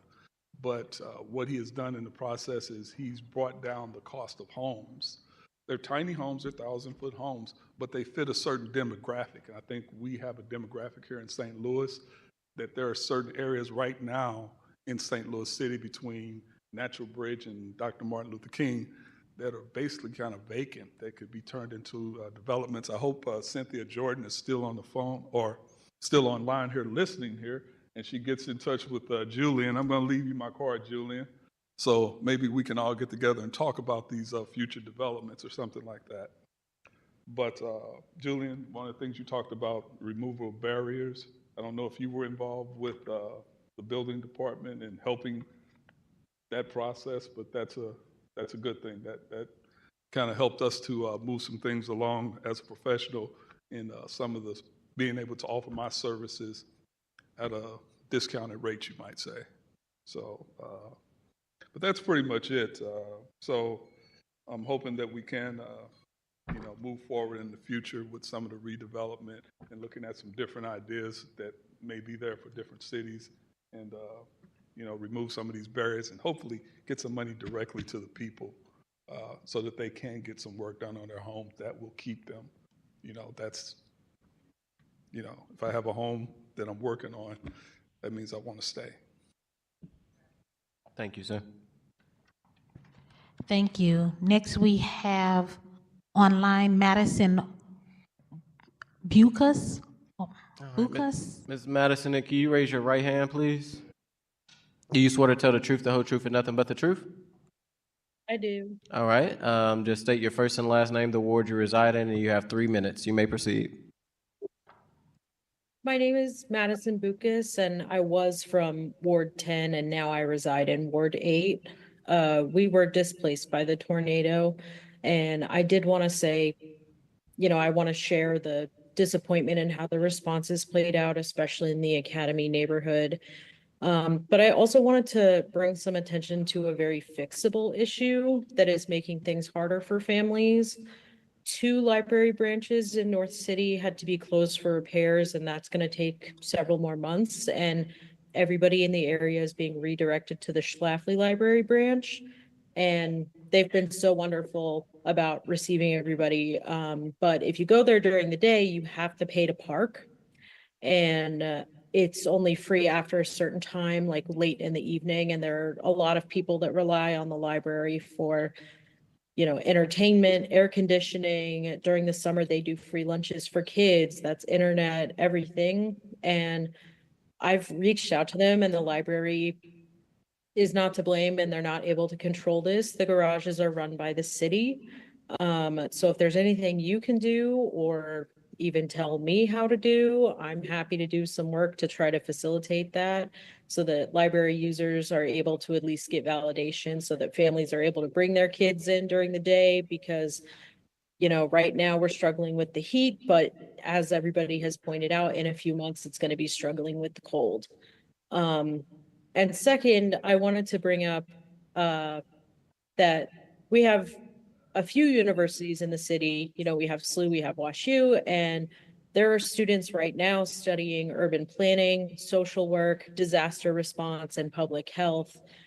We could be trying to work on partnering with the universities. They're right there. Students want to help, and rebuilding is going to take years. And there's plenty of opportunities to bring in fresh ideas and extra hands and real life learning for the students as well. So I think that would be a really great resource. And personally, I had to leave my ward, and I really hate that. I loved my neighborhood, and I really don't want to have to wait 7 to 10 years to come back. I want more for my neighbors. I want more for, you know, the kids who used to bike down the street. And I really hope that we're able to get things together sooner than that. Thank you. Thank you. Thank you. Next, we have,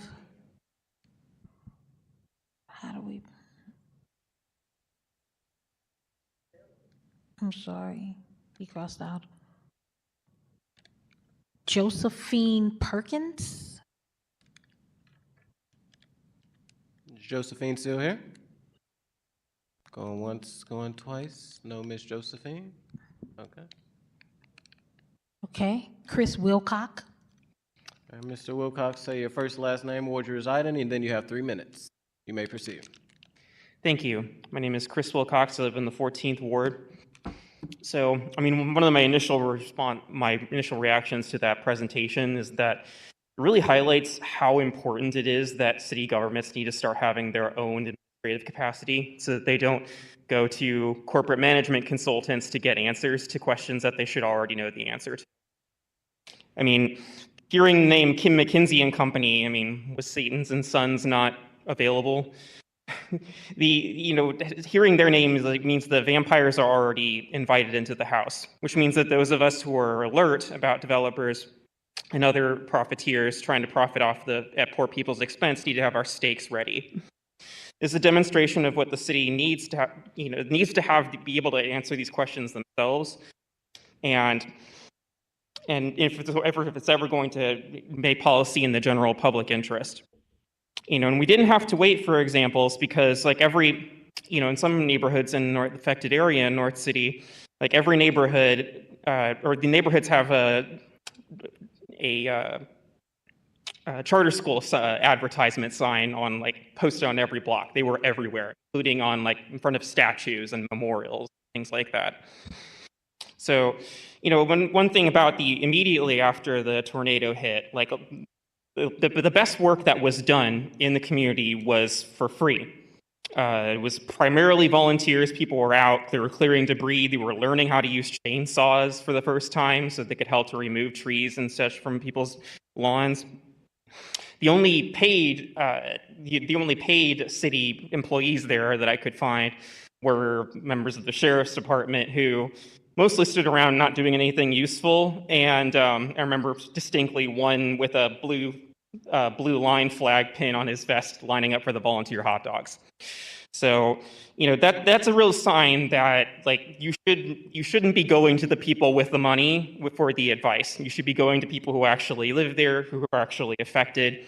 I guarantee you're going to get better advice. I guarantee you're going to get a better direction than, firms like McKinsey and Company, who, as a reminder, was the firm that advised Purdue Pharma on how to maximize their profits from oxycodone to help cause the opioid crisis.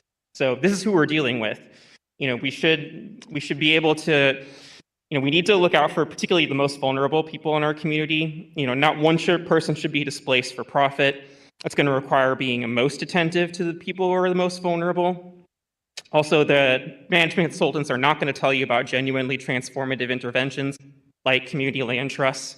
The city could use its power to acquire land and make it affordable in perpetuity. And not just like the same old LIHTC project that expires in a few years. So there's a genuine opportunity to make people's lives the way they should have been decades ago if they had the proper city support.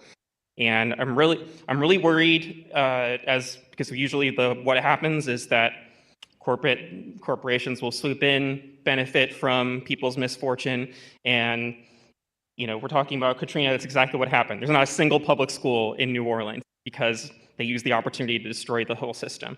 So those are one of the things I'm concerned about with the recovery.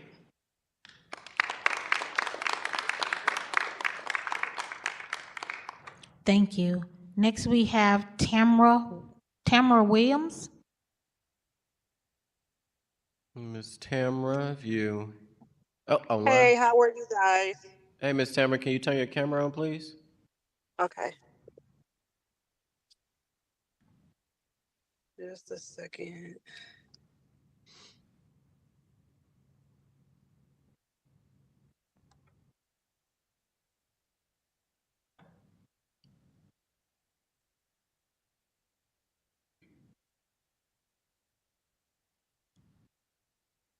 Are you having trouble turning it on, Ms. Tamara?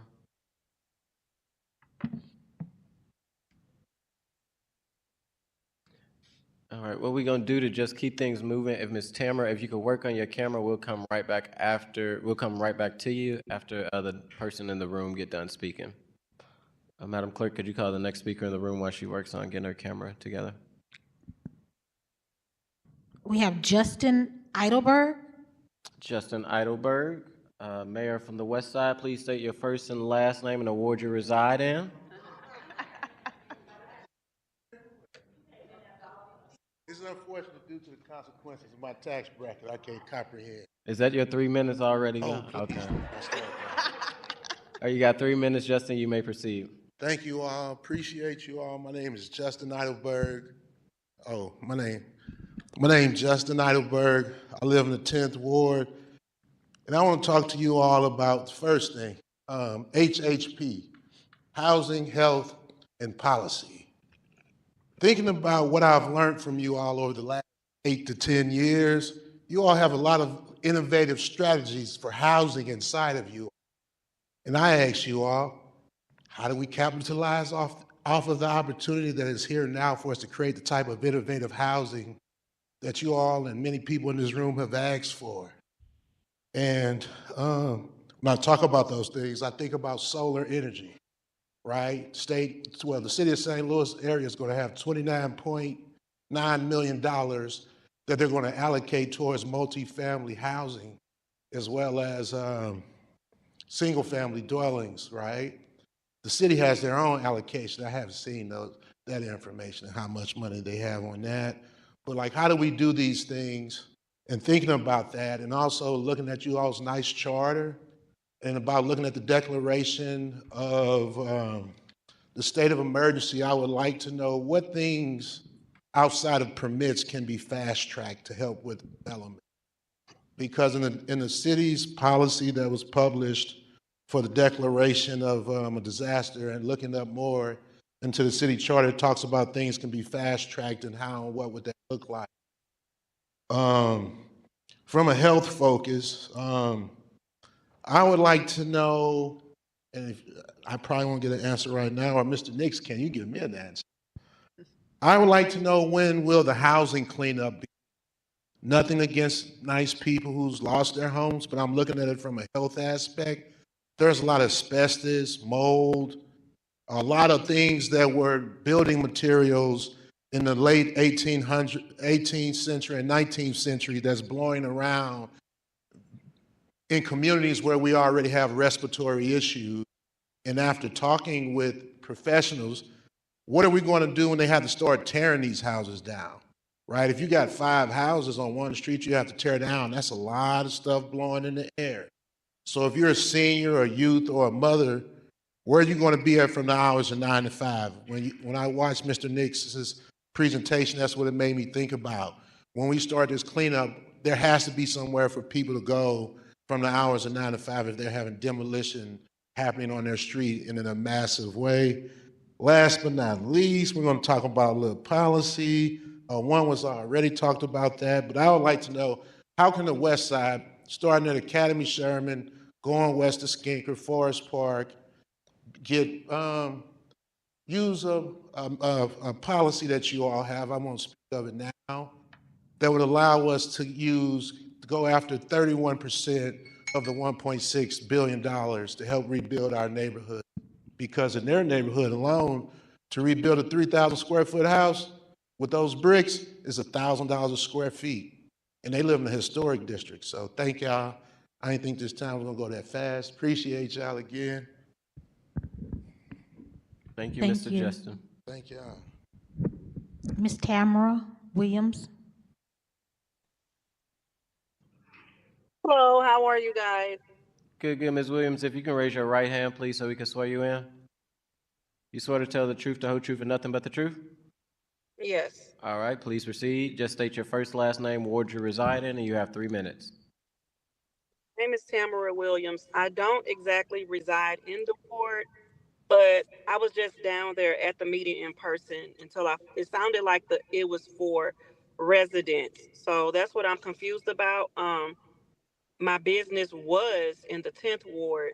So I'm just kind of confused. It's like the RAMS funding only for residents and not businesses. And if so, then what is the city doing for the businesses that were impacted by the tornado?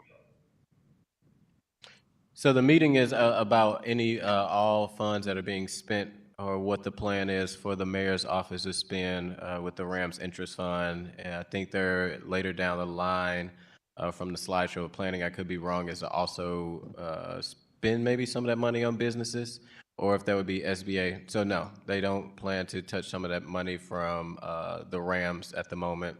And maybe looking for like FEMA with the SBA to use some of that money for small businesses.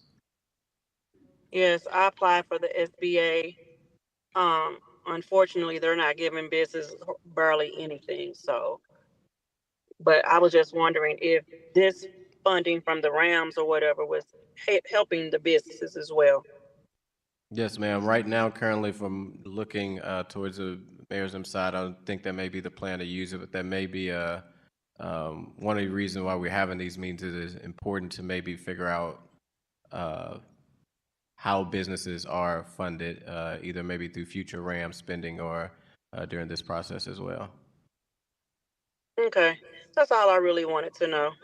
No problem. I appreciate you for coming down, Ms. Tamara. All right, thanks, you guys. Have a good evening. You have a blessed one. Thanks, bye-bye. Next, we have Ms. Melanie Marie. Ms. Marie, just state your first, last name, ward you reside in, and you have 3 minutes, ma'am.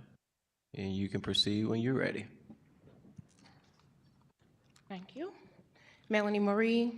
I'm a Ferguson resident, so I don't live in the city. I had a house fire in 2022, so I know what it's like to wake up with everything and go to bed with nothing. And I have a strong philosophy that there's one St. Louis. And so the work that we've been doing since May 17th includes the entire community of organizations that are working together, as everyone already knows. Much of my sentiments have already been said by our executive director, Kayla. But I wanted some clarity on a couple of things. We had a meeting Tuesday that included an ecosystem of us who are operating hubs and providing resources. And in the first bucket of money that was released for the $3.5 million, we were told that those funds were allocated to the United Way in order to assist with like case management, wellness needs, et cetera. However, in the memo that Mr. Nix sent out on the 17th, it indicated that that bucket of money was to be divided amongst various organizations to continue that work. It was also said tonight that some of the funds will be able to be used for reimbursement going forward. However, on that call, we were told that there would be no reimbursement for organizations. So I just want transparency on the line. Organizations who are grassroots, but very legitimate nonprofit organizations have been able to come up with $500,000 and allocate cash, direct cash assistance to the community. I'm sorry, love. It's okay. Oh, and I'm sorry, I didn't say what I do, but I am the People's Response Organizer with Action St. Louis. So 4 organizations have come together and allocated $500,000 to direct cash assistance. However, the city has not been able to manage how to stand up any direct cash assistance, any immediate housing transitional assistance, or any retention plans for the community is really beyond me. But to Ms. Kim, who was online, we are at the Urban League Tuesday, Wednesday, and Friday. If your home has been red tagged, you can come down to the Northside Resilience Fund site. And we have $3,000 that we are allocating to help people immediately to be able to do something. So I'm not sure like what the thought process on how we are getting to this point. Our organizations are constantly being overlooked. I also want to uplift Dr. Punch's team at 314 Oasis. No one is really talking about what's going on at Fountain Park, but our organizations have exhausted our resources and our means. I also see that there's $12 million in unannounced RAM settlement entrants that's still in discussion. So all of these hundreds of millions of dollars, all of this money, there is a way that you can say, hey, here's $50,000, here's something to make these organizations whole. They can't even open their hubs anymore because they don't have it. So that's that. And my main thing is this feels like a power struggle. This feels like a power struggle between who's helping who the most and the best. And I think that we're losing sight that there are people that still are displaced. There are people that don't know where they're going to sleep at tonight. There are people who are struggling. I have held hands. I have wiped tears. I have helped our elderly complete paperwork. So please, when you start putting out your RFPs and your this and your that, please make it simple for us so that we can continue to serve the community who are most impacted. I think we are losing sight of everything here. This is about the people. Thank you. Thank you.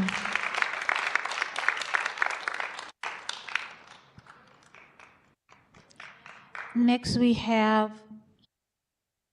Dorcella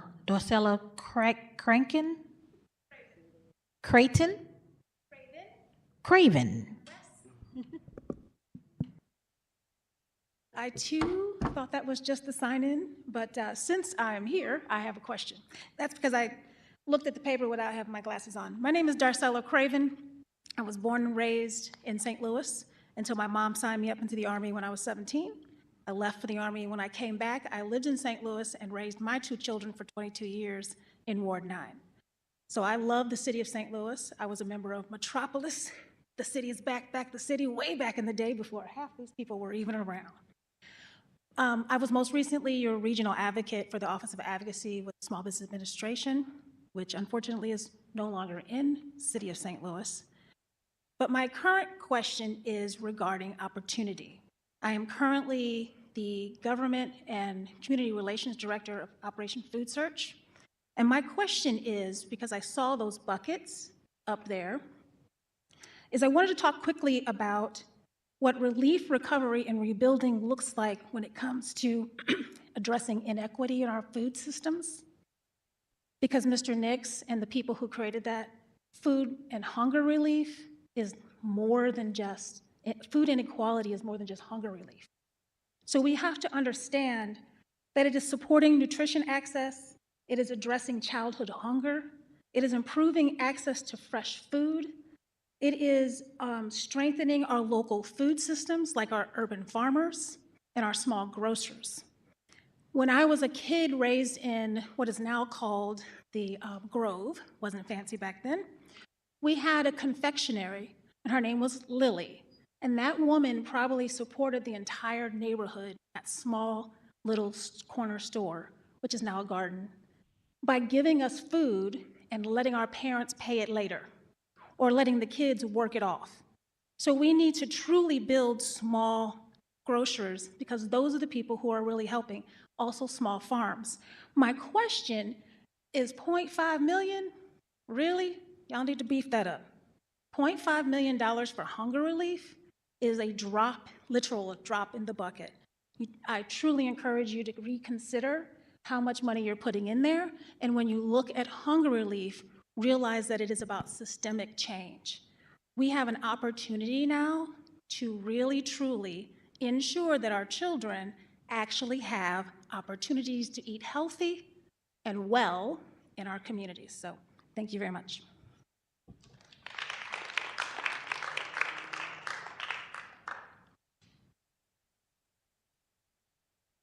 Okay. We have Julia Allen.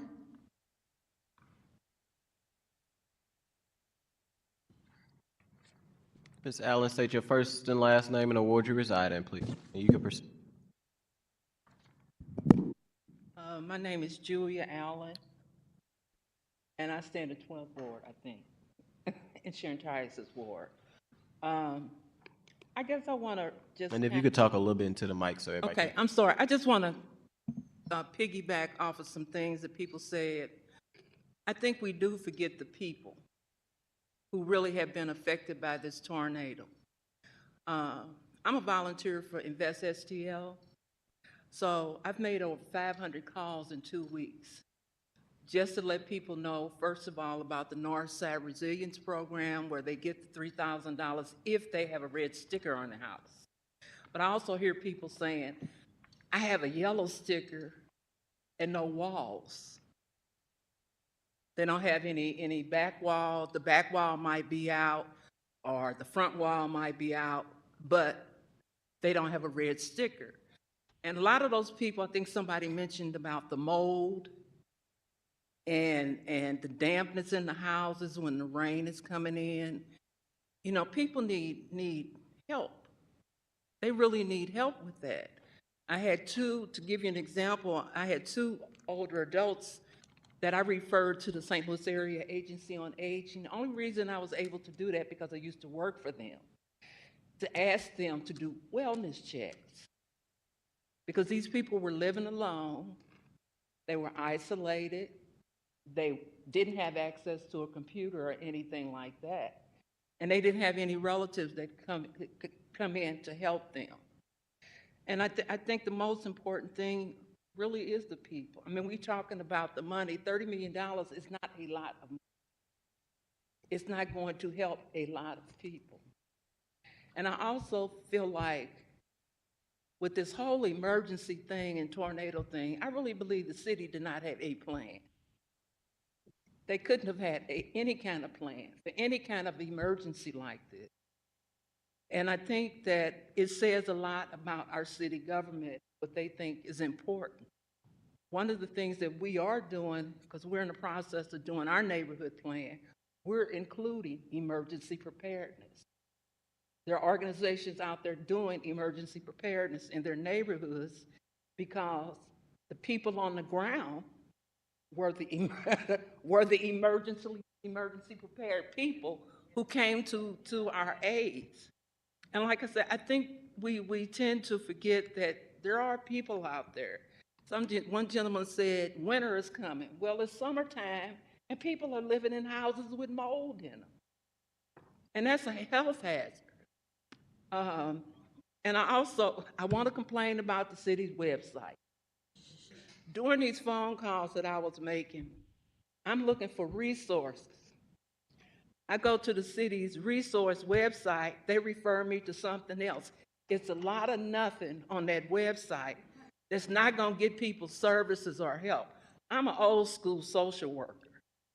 Okay, I believe in using people that I have relationships with and stuff, but that website for resources for the community or people who have access, it needs to be better.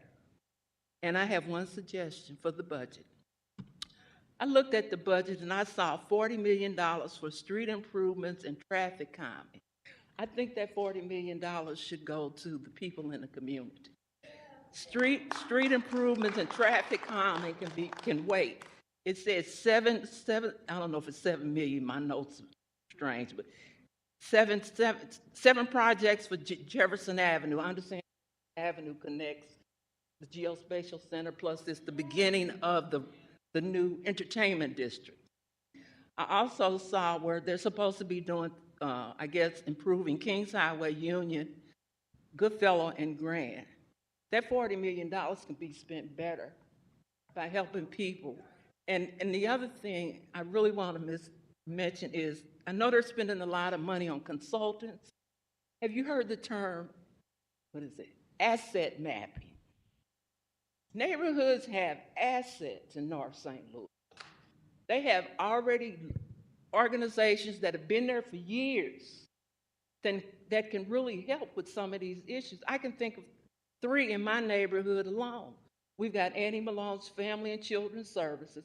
We've got Northside Community and Community Housing. And then we have Northside Family and Senior Services. They're doing the work. And I don't know how much support or how much RAMS money they're going to get. But those kind of organizations working together to help the people in my community.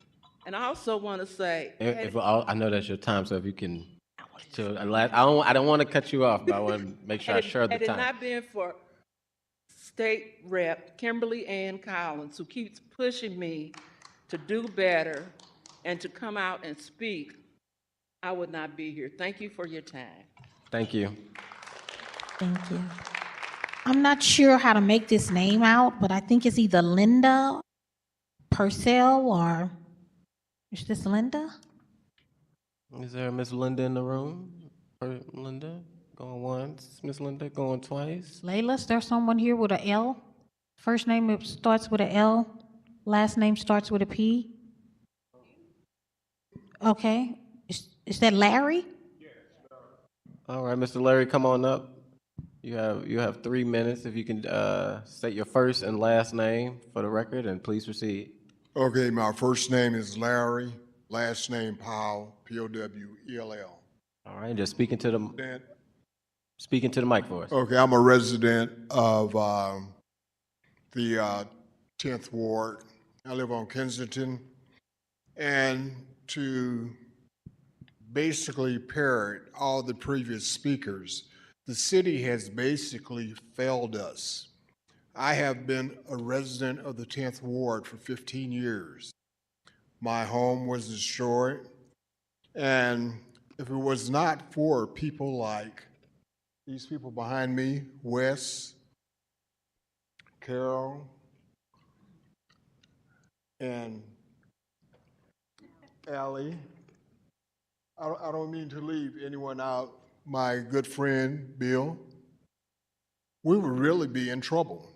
What I'd like to know is if the city has a comprehensive and coherent program that we can follow as citizens.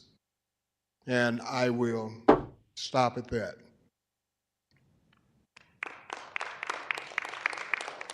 Thank you. Next, we have Maureen Wagner. Ms. Wagner, please come on up, state your first, last name, and you have 3 minutes, so please proceed in the ward that you reside in. You don't have to rush. Take your time. Hi, my name is Maureen Wagner. I live in the 3rd Ward, and I work with the African People's Education and Defense Fund that does work in the 11th Ward, the 14th Ward, and the 12th Ward. First of all, I want to salute everybody who came out from the community and just the really deep, heartfelt, honest statements that people have made and the concern for the people, especially of North St. Louis, and also coming up with solutions and proposals and challenging the city to quit acting like business as usual. The slides I saw, there's so many problems with them. First of all, you have first, second month, and then the first to 2 years, and then you go to 7 to 10 years. There's no real plan to meet the needs of the people to stop the displacement. There is no plan. And I heard an architect say that it takes about $130,000 to fix a house. Not every house, but there are houses in North St. Louis that could be fixed up so that people could live in them or be replaced. People need homes. If you're going to stop displacement, people have to have homes. There's a man who is building tiny homes in St. Louis. I don't think the city's given him. And he's also training young people to be construction workers. And these are some things that could provide it. But the north side needs a massive infusion of money. It needed that before the tornado, and it needs it now. We know that there's still $250 million of the RAMS money. There's still $285 million of the ARPA money left. There's still $21 million of the surplus from 2024 left. There's this $30 million. There's probably $3 million more in interest in RAMS money so far, plus somebody just mentioned the regular city budget. And it's not enough to say something's going to happen in 2 months or even the end of September. I mean, I know people in this room who do not have homes, and something has to be done about it and has to be taken seriously, even if there's meetings all night, all week, looking at those again in a way that comes up with a real solution. Several people have spoken to that. Also, several people have spoken to the fact that the United Way gets some money, Red Cross gets some money, but our organization, as well as all these organizations here, have had boots on the ground and are committed to continuing that. And the money needs to go to the small nonprofit. Thank you. Thank you. Next, we have Bill Atkins. Bill Atkins. Yep, you can take it on. I'm handy capable. I want to stand up. Yeah. I do. All right, Mr. Bill, we're in no rush. Take your time when you get up. Just state your first, last name, and the ward you reside in. And thank you for coming. My name is Bill Atkins. I reside in the mighty 10th. We've come to a point where I think the city is half brain dead. And the part that still functions lies across the Delmar Divide. I'll be the first to say it. Had this happened on the other side of Delmar, the city would have rolled out tanks, armies, whatever it took. But when it comes to our side of the track, nothing. I've been a resident for nearly 20 years in the Cabrini neighborhood, and I intend to stay. Even if the house next door to me that needs to be demolished falls on my house and destroys it all over again, I'll rebuild, but I'm staying. I encourage the powers to be that whatever drug they need to take to kick in that other side of the brain, do so. Thank you.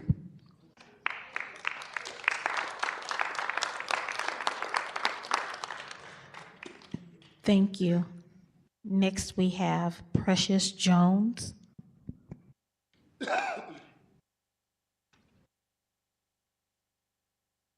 All right, Precious Jones, you have 3 minutes. State your first, last name, and ward you reside in, and please. Thanks for coming. I'm Precious Jones, founder of Breaking Generational Poverty in the 13th Ward. And let's see. So I had to write this down so I remember. But Breaking Generational Poverty Foundation is a volunteer-based, not-for-profit organization that focuses on youth development, gun violence prevention, gang prevention, and de-escalation. However, we have been boots on the ground, volunteering our time, personal funds, and resources to help our community members. And for 3 weeks straight, BGP has organized the cleanup for Ms. Gwen alongside of other small or grassroots. So we've helped Ms. Gwen to secure dumpsters. We would like to thank them sure that she did get those dumpsters. We would like to thank Huru for stepping up and helping us with material as well.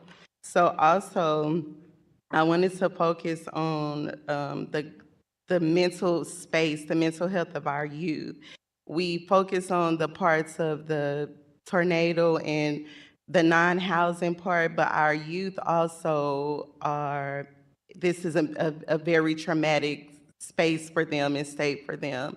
Gun violence is still at an all-time high.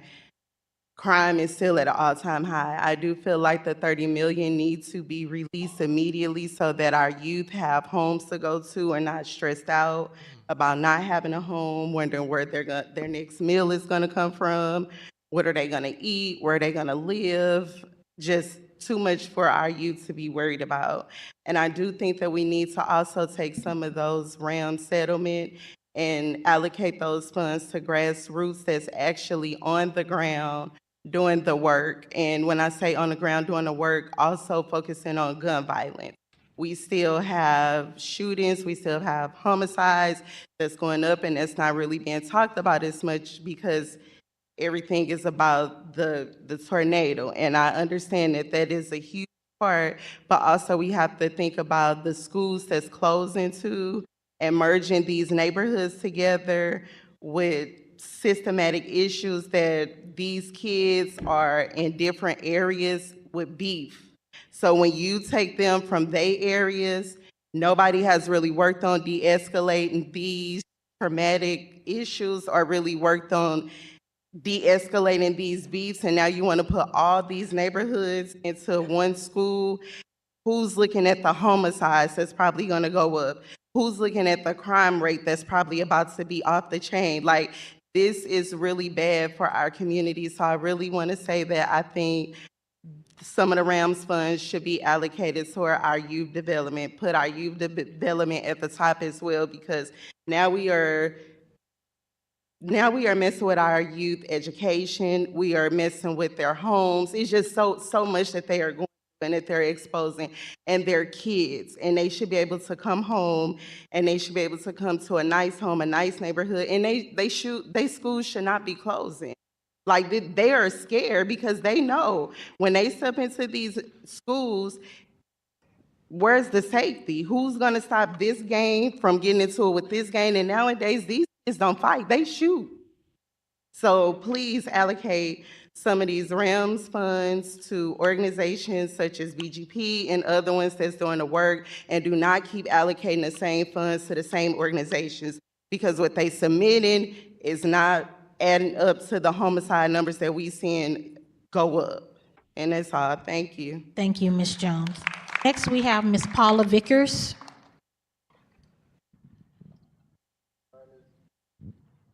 Vickers, please state your first, last name, ward you reside in, and you have 3 minutes. Please proceed. Hi, Paula Vickers, Ward 12.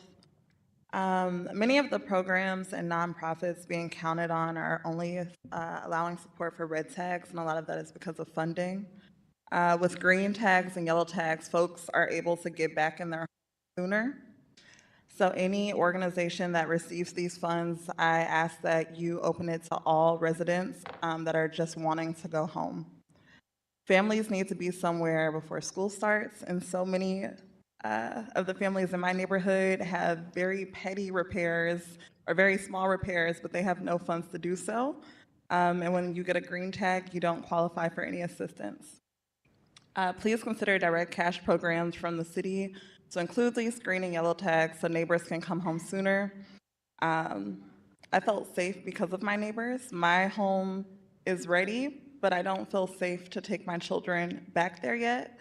Also, I don't feel good as a mom to drive them through my neighborhood as it looks, because I think I'm one of like the only 2 homes standing. When school starts in 3 weeks, I'll be driving from the county where I have to stay now to the city because I don't want to switch their school with the hopes that we'll be able to go home to our neighborhood within a year or so.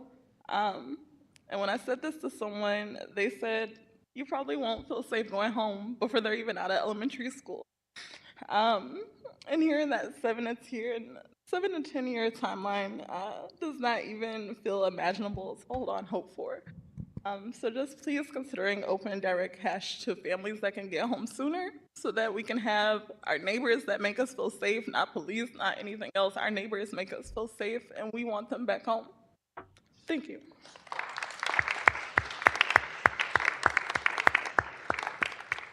Thank you. Next we have Carol. Let me make sure this is Carol Levenhoff-Bell. All right, Ms. Carroll. Lemhoff-Bell. Ms. Carroll, just state your first and last name, the neighborhood, and you have to. Sure. I'm going to swear myself in because I wasn't on the list, so I'll tell the truth. You wasn't on the list? I wasn't on the list originally, so I don't know if I have to officially raise my hand. Did you just sign up? A little while ago. Okay. So I promise I'll tell the Are truth. you Carol? I'm Carol. Last name? Lenhoff-Bell. I live in the 10th Ward. Okay, just wait. Do you swear to tell the truth, the whole truth, and nothing but the truth? I do. Please proceed. You have 3 minutes. Okay. 3 points tonight. One is to start by thanking Mr. Nix for stepping into this role. It's not a role I know many people would want to take, and it's been my experience that you are listening and acting in the interest of city residents based on some of the things you are telling me you're going to start. So thank you. The second thing I'll say is a city employee told me that the city is doing what FEMA normally would have done, and as a result, the community is having to do what the city is doing, or what the city normally would have done. So I'd like to echo Ms. I think it was Yvonne, when she said to include the neighborhood associations in the work, include the grassroots grounds that are doing the work. The last thing I wanted to say is that Mayor Spencer's promise to retain current residents is something that I am committed to as well. It's why our grassroots organization has been on the ground since day one. When you talk about the impact of real city people, the Academy neighborhood has military veterans, retired city firefighters, city teachers, multi-generational families living together, families with multiple homes all in the same neighborhood. You have moms who've also chosen to use child daycare that's also in our neighborhoods. These are people completely and totally committed to the city. And we ask that you do the same for them. Commit to them like they have committed to you. Thank you. Next, we have Mr. Darrell Crumpton from the First Ward. All right, Mr. Darrell, state your first and last name and the ward you reside in, Ward 1, and then you have 3 minutes. Please proceed. Darrell Crumpton, reside in Ward, First Ward. Please talk into the microphone for us. Darrell Crumpton, I reside. You can take it off. You can hold it. I reside in First Ward, and I have worked natural disasters. But speak into the mic for us. I have worked natural disasters, Katrina and Rita. And all this money, it can be easily rectified. Matter of fact, my family been to demolition. I do go along with this. There's no one ever thought about but the architect. To replace and rebuild a lot of these homes is way out of budget. But Habitat Humanity, quite sure they love to have a brand new home. FEMA was instrumental in cleaning up Louisiana, Texas, Florida, so people could see where they're going. Habitat came in and rebuilt, okay? All this Rams money, this money, that money, it seems to me the city is more interested in entertainment. We have a water pressure structure problem in the city. It's not just in North St. Louis, it's citywide. I've been down in the court, petition, everything. And I'm gonna tell all y'all something. The mayor's office, talk to them. The board of alderman office, talk to them. Went to try to sue the city for the water pressure in the city, mainly my ward, okay? These streets, you're always gonna have problems because the water is eroding the streets, okay? So y'all putting all this money in this entertainment because if y'all go the federal building on Market Street, second floor, they got a big old mural. That corner, what the riverfront gonna look like. It's like the gentleman said before me, South, Delmore, Kings Highway, let them have a water pressure. Anheuser-Busch had a water pressure. Blocked the streets, once been millions in revitalizing riverfront. That money could be used helping the people. For I wouldn't give no nationwide charitable organization dime, because that's gonna go to SAG for their jets. Okay? Habitat Humanity would come in here, demo a house, build a house with the help of everybody to rebuild them houses. Come on now. Preach it to the choir.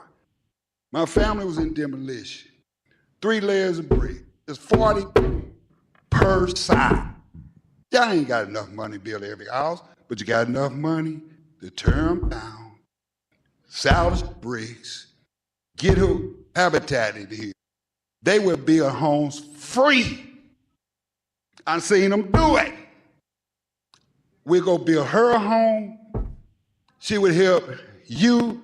She would come and help build you a home, so forth, so forth. But I'm gonna tell all of y'all, new administration in the city, St. Louis, right? This is what I told them. Whoever fixed this water infrastructure gonna be reelected. Were they reelected? President Biden. That's what I found out. Thank you, Mr. President. No. No.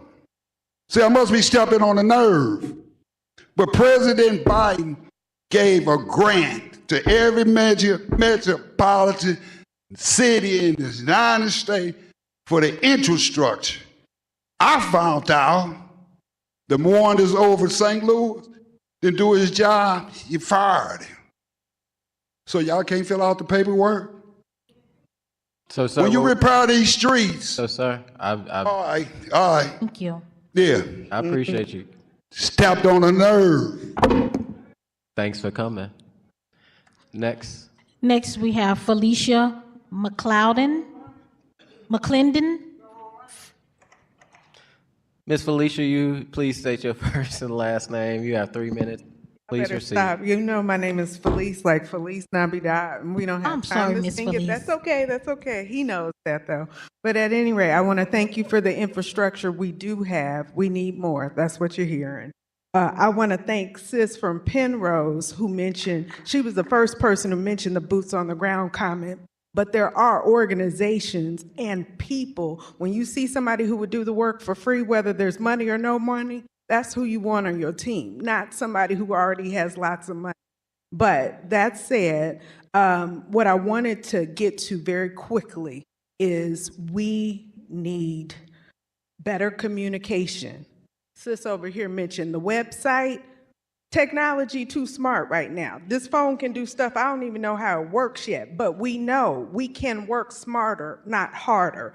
I found out there's a guy named David from Capacity. He went to WashU. He is an AI expert recognized all over the world, not the country, but the world. willing to help us have smart, I don't even want a bot. I want a real person to answer my questions. But we know as far as going to a website, we could have websites that move. So just like you asked ChatGPT a question, the website could be like, bam, you need to rebuild a house, do this. You need to do this, call this person. But that's not how our technology works because we haven't built that kind of infrastructure. But we have those kind of resources on the ground. Point number 2, vacancies. Back in October, the city of St. Louis hosted the Reclaiming Vacant Properties Conference. You don't get to host a Reclaiming Vacant Properties Conference unless you have too many vacancies. We have more vacancies than almost any place in the country. And so that means not only should we not have people who don't have homes, but we also should have businesses that could be rehoused because there are other property owners. We have a lot of business owners that are tenants in other people's property. If your property owner doesn't want to rebuild the property, guess what? You out of business. But if we have business owners that own lots of businesses, couldn't we do something to repurpose some of our vacancies so we could put some of those small business owners? Somebody mentioned the cornerstone like Miss Lily. What I'm talking about small business and the support for small business, there was a woman who called on the phone who asked about small business. When you think about supporting the small business for however many employees they have, that's how many households are impacted. So we don't think about businesses as individuals, but there's a multiplier in there. So that small business, you have somebody like Dallas from Beyond Sweet. If Beyond Sweet with her if she had 25 employees across 5 businesses, that's 25 households, probably with anywhere from 2 to 7 people in each house. And so again, the numbers could move in volumes and you could scale up the support if you were supporting small businesses. Small business is the front door to our neighborhoods. That's how the revenue gets here. That's how we drive up the economy. If we don't have small business, we're not going to have a neighborhood to come home to. Another thing, as far as red tape, I know we have a red tape committee. I'd love to understand how that process is working with this. So say you have a business that's displaced, please don't make them have to reapply all over again for all of the things that they did to go into business in the first place. It was hard to get their house in order just to be able to open up the doors for a grand opening, only to have a grand closing. Don't do that to our small businesses. So if we are not working efficiently, it's going to be to our demise. One of the last things I want to talk about too is workforce. I am, and I didn't say which wards, but I'm the executive director of Delmar Main Street. I sit surrounded by 8 neighborhoods. Thank you, Academy Sherman. I was at that intersection at Delmar and Union, and every window over my head exploded, and I saw that glass shatter, just like I saw a dream shatter. But it's these people who have been on the ground cleaning up. But to go to a National Main Street of America conference and to see states like the state of Pennsylvania put people to work with their dollars. So if the city wasn't picking up trash, guess what? They gave money to the people of Academy Sherman to pick up, whatever their Pennsylvania version of Academy Sherman is. They gave them money to pick up the trash because that's who was doing the work. So there's a way to create that kind of programming that perhaps would be $1 better spent and go a lot further than to just put it in a big bucket that has a lot more infrastructure when there are people that are literally those kind of boots on the ground. So thank you for improving the lines of communication. We are only as strong as our ability to reach out and look at the neighbor next to us and know that that person is okay. You guys are literally the Wikipedia of what a good neighbor is. Not State Farm, but people like this is one of the 8 neighborhoods that makes up Delmar Main Street, which includes 3.5 linear miles in the city. And that's 250 business, 959,000 people. That is more than 10% of St. Louis's population at this time, and we gonna lose them. We had more than 10% of the population. Don't lose it. We don't want to be the Detroit of 2012 and have to bottom all the way out to rebuild again. Rebuilding is a team sport. Tomorrow we're getting ready to give away $100,000, similar to what they mentioned with the Resilience Fund. This was public and private partnership working together, and I couldn't have done that apart from the work of public and private partners coming together to say, we're gonna make a difference together, and we can't wait. We don't have time to wait. It's a sense of urgency. Thank you, Ms. Clinton. Next, we have Tamika Tigers or Tigers. Ms. Tigers, state your first and last name, the ward you reside in. And before you start, I just want to send love and prayers, not just for myself, but from the board of aldermen to your family. You may proceed. Thank you. My name is Tamika Stigers. I reside in the 10th Ward, and I couldn't miss an opportunity to come and speak before the committee. I appreciate the work that our aldermen are doing, but frankly, it's not enough. The way we're legislating and following up and keeping track with the funds, and then you guys disseminating that information to the residents, it's a big gap. There are a lot of things that we don't know as residents. And if you think of the way businesses run, you guys are legislating and handling all of that business. We don't know what's in our purse. So some of you are aware that we, initiated an audit, and we still to this day don't know what's in our purse. And that comes from our legislative body. You guys get to decide how money, but we have a hard time trusting that you're spending the money correctly and in the right ways when we don't know how much money we really have. So I know you said you guys don't answer questions, but I know you were asking questions of some of the speakers. So I'm still gonna put the questions out here because the community needs to know.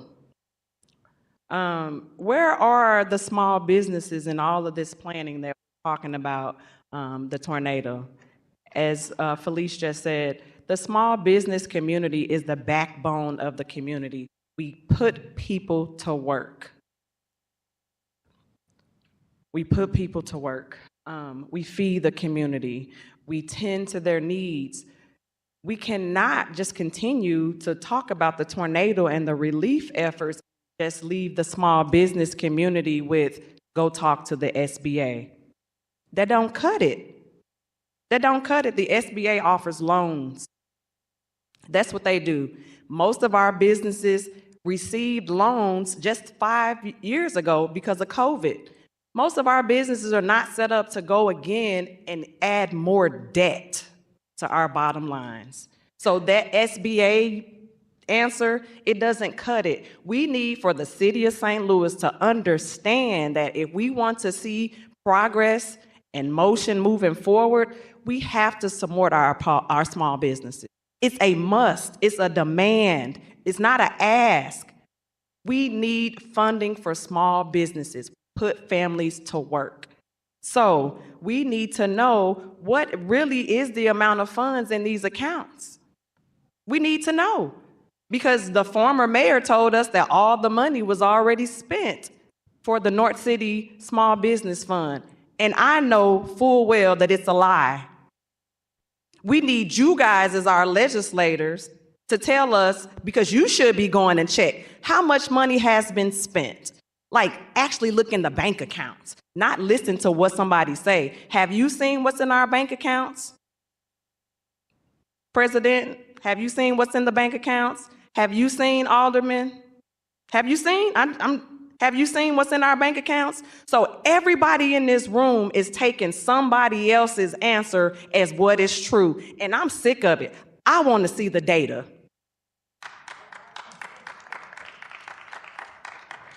Thank you. Next, we have Shelley Johnson. Ms. Shelley, you have 3 minutes. Please state your name, first and last, and the ward you reside in, and thank you for the work that you're doing. Thank you so much, Rasheen. My name is Shelly Johnson. No problem. Just make sure you're speaking to that mic for me, Shelley. I'm on Save a Lot, and I have been on Save a Lot now for, I think it's 78 days. I want to know, what is the city's plan for communication? Because I still have people walking up to me that do not even know what the red, green, and yellow stickers are. Reason being is because there were so many press conferences and news conferences when these people didn't even have electric. Miss Shelley, I'm sorry. Could you please speak into the mic? Thank you. When these people didn't have electric. So they are still wondering, where do I go with this color sticker, that color sticker? The other thing is, a lot of information changes day to day, week to week, month to month. I suggest to the city that you do a text service where people can get the information firsthand. We have an illiterate population. We also have a computer illiterate population.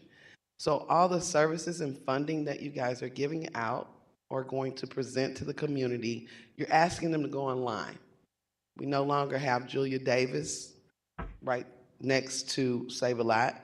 So some of these people don't even have computers. They use Julia Davis to go get help on the computer and apply for the things they needed. So now you're going to give them an opportunity to be funded for housing repair, and they don't know how to use these computers. Some people are older. These are generational homes. People need assistance. So I also would ask that maybe you consider putting Julia Davis at the top of caring about what's offered to North City. Also, I wanted to see, when you talk about business, what incentives would you give a business to replace Save a Lot if they do not return? It is a food desert there. It's very important to the people of North St. Louis that do not have food, that do not have cars. We have a high walk-up population at Save a Lot. And I just want you to consider using some of those funds to give someone, Rulers, Aldi's, or somebody else, an initiative to come back and reopen in the case that Save a Lot does not. Thank you. Thank you, Ms. Shelley. Thank you. Next, we have Reverend Jonathan Davis. I think the Reverend left. He's in my ward. Next, we have Tabitha Hunt.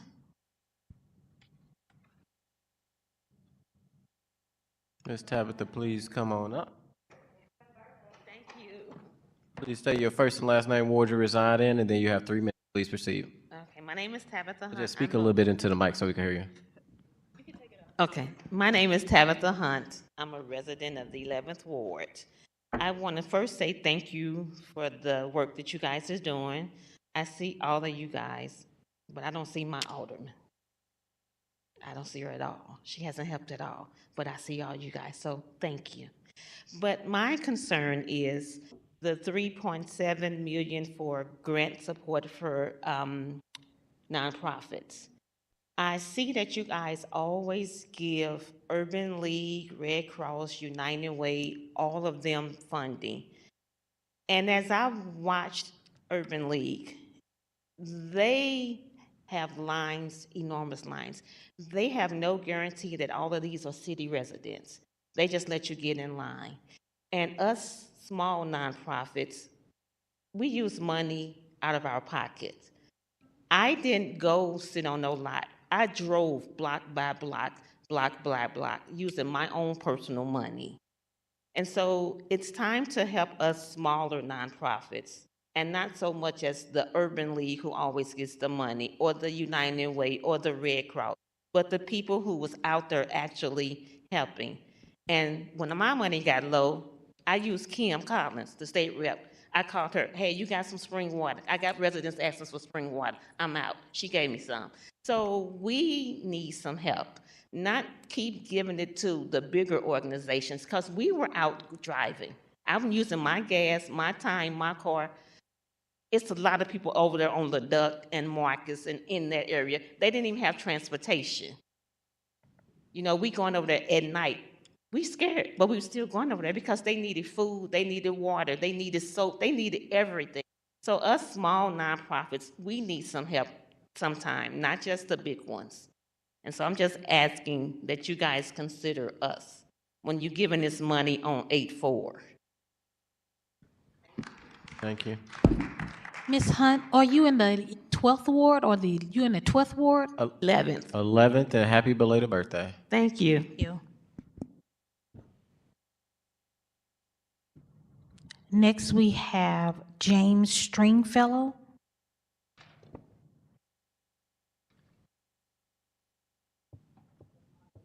Mr. James, state your first and last name. You have 3 minutes. Please proceed.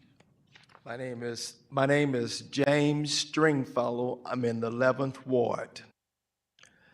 I appreciate you all for what you're attempting to do. I appreciate those that came to this event.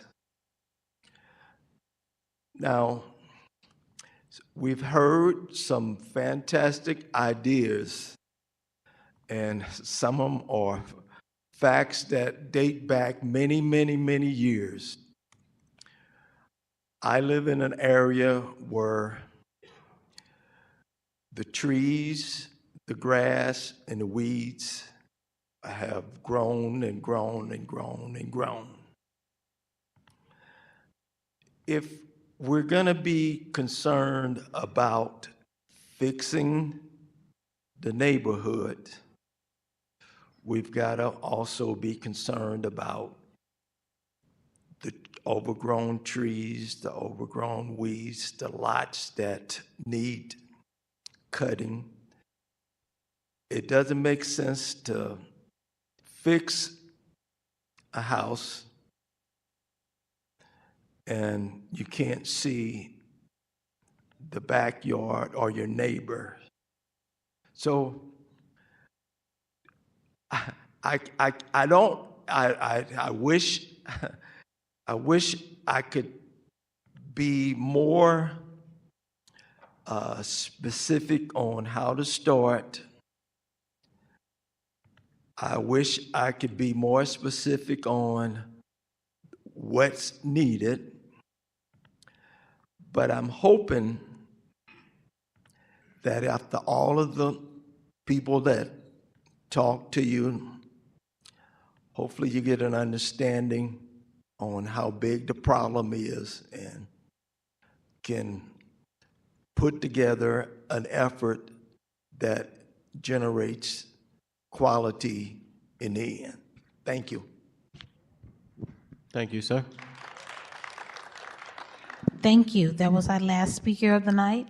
Do we have any online, Madam Clerk? No. All right, Mr. Nix, and I do want to thank all committee for staying around, as well as Mr. Nix in the mayor's office for still being here. I'm just gonna have you come up to maybe answer any little few questions from the committee members before we close on out. I'll start with Alderman Browning. Thank you. Mr. Nix, I know that you are well aware of the issues that people have spoken about tonight and have been out and seen things firsthand. I also know that the city is doing what it can right now.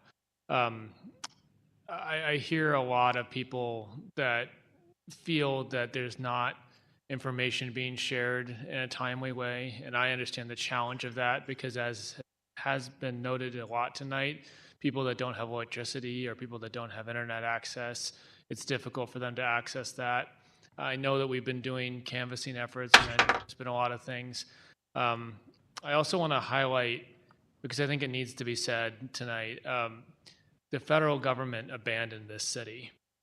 And it is not, someone said out here tonight that the city did not have a plan for this. They're absolutely correct. The city did not have a plan for an EF3 tornado tearing through the city for several miles. No city has a plan for that.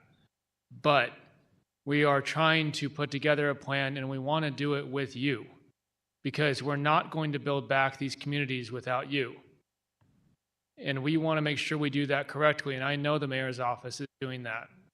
And they're putting together those teams, and they're putting together those plans to make sure that we include you in these efforts to build back these beautiful and wonderful neighborhoods that you call home.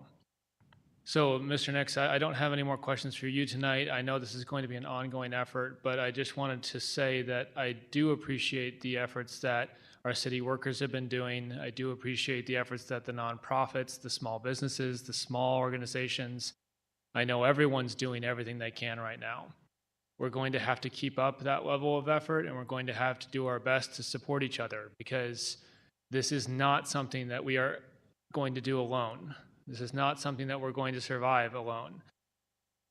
And yet we've been left as a city to handle this much on our own. So I really appreciate everyone who's stuck through with this tonight, who's listened not only to each other, but to the city as we try to figure out exactly how we recover from this really, really terrible disaster that hit us. The tornado was nobody's fault, but we can do this together. We can decide exactly how we proceed together. And so I hope that we can keep that unity in mind, because it's how we're going to understand each other, and it's how we're going to really get to a point where we can build this city back so that everyone can be here, call it home, and thrive here. So thank you, Mr. Nix. Thank you, everybody, for coming tonight. It's really been great to hear from you all, even though this has been tough. It's important that we talk to each other. Alderwoman Saunier. I just wanted to just give a brief recap that I hear residents saying clearly that the city of St. Louis is not meeting the moment. I hear residents uplifting that we have a lot more work to do. I hear, yes, a sense of gratitude, but also that you don't feel like we have your same sense of urgency. And I just want to make sure that I let you all know, as someone who sat here, that I hear you and I understand that, and I can agree with that. I went to a winter planning meeting yesterday, and I saw just a bunch of folks who are camping, as they always do every winter, to bring these things together. But they talked a lot about the ways that the tornado is going to impact their efforts and how many more people we will have to be unhoused. So, who are potentially displaced and who may be unhoused. So I just wanted to, I don't think any of the questions I have you would be able to answer tonight. But I would love at the next meeting for us to have some concrete ideas and plans on what are we doing for temporary housing efforts for people to get through. They already have had to struggle through a very hot summer. What are we doing to make sure that they are able to get through what will be a freezing cold winter? I know those plans aren't ready, but people uplifted the idea of trailers, they uplifted the idea of modular homes. And I also just want to, in regards to FEMA, I know that there's a lot of things that the city is not doing because we don't want to duplicate the efforts of FEMA, but I definitely have a fear and have heard the fear from many residents that the city waiting on FEMA is going to mean that our people are going to leave by the time FEMA is able to deploy. So I also think as a city, we might need to have a conversation. Potentially, we don't get reimbursed for some of the money that we spent. Potentially, the reimbursement is that we keep population and we help people who have just lost everything. But maybe we don't get the money back from FEMA. And I honestly think that might be possible anyway, since the President of the United States is actively trying to dismantle that department. So I just wanted to just put those things on record. And just, I think it would be good as we have these monthly meetings for us to be clear, both as a committee, with the public, with each other, on what tangibles we will have for them next month. So if it's this month, we don't have a plan, we're working on it. Clearly, people are saying we need some type of plan. I think the most immediate plan is just more details on emergency temporary housing. How are we going to really get people through? And I think it's going to be critical to have it at the September meeting and the October meeting, because by November, we may very well be in those freezing cold temperature times. I also just want to make sure that I heard a lot of people bring up the Board of Education and the school closures. You guys packed this meeting. They have a meeting on August 11th. I would encourage you to go to the Board of Education meetings. I used to serve there. I do want to provide clarity that the school's closing is a proposal. That's not a definite proposal that the Board of Education has access to. At the meeting, they said that they saw the proposal at the same time that the public saw it, that they didn't get an early view of it. That's not the guaranteed plan. And so I would definitely encourage you all to go into that space and put your voices there and let them know how you feel. Because to someone's comment earlier about the connection between taking away schools right after a tornado and that not being a positive indication for any community, I think that's very valid. And I hope you guys keep coming here and you keep holding us accountable. And I just, I hope when you guys come here, you don't feel like you got to fake happy or fake please or fake like you're grateful. Like, people are living in tents next to their homes. Some people are living in North County. Like, you don't have to be happy. You can be upset, you can be angry, and you can demand more of us. And I would encourage you to keep doing that. Thank you. Alderwoman Velasquez.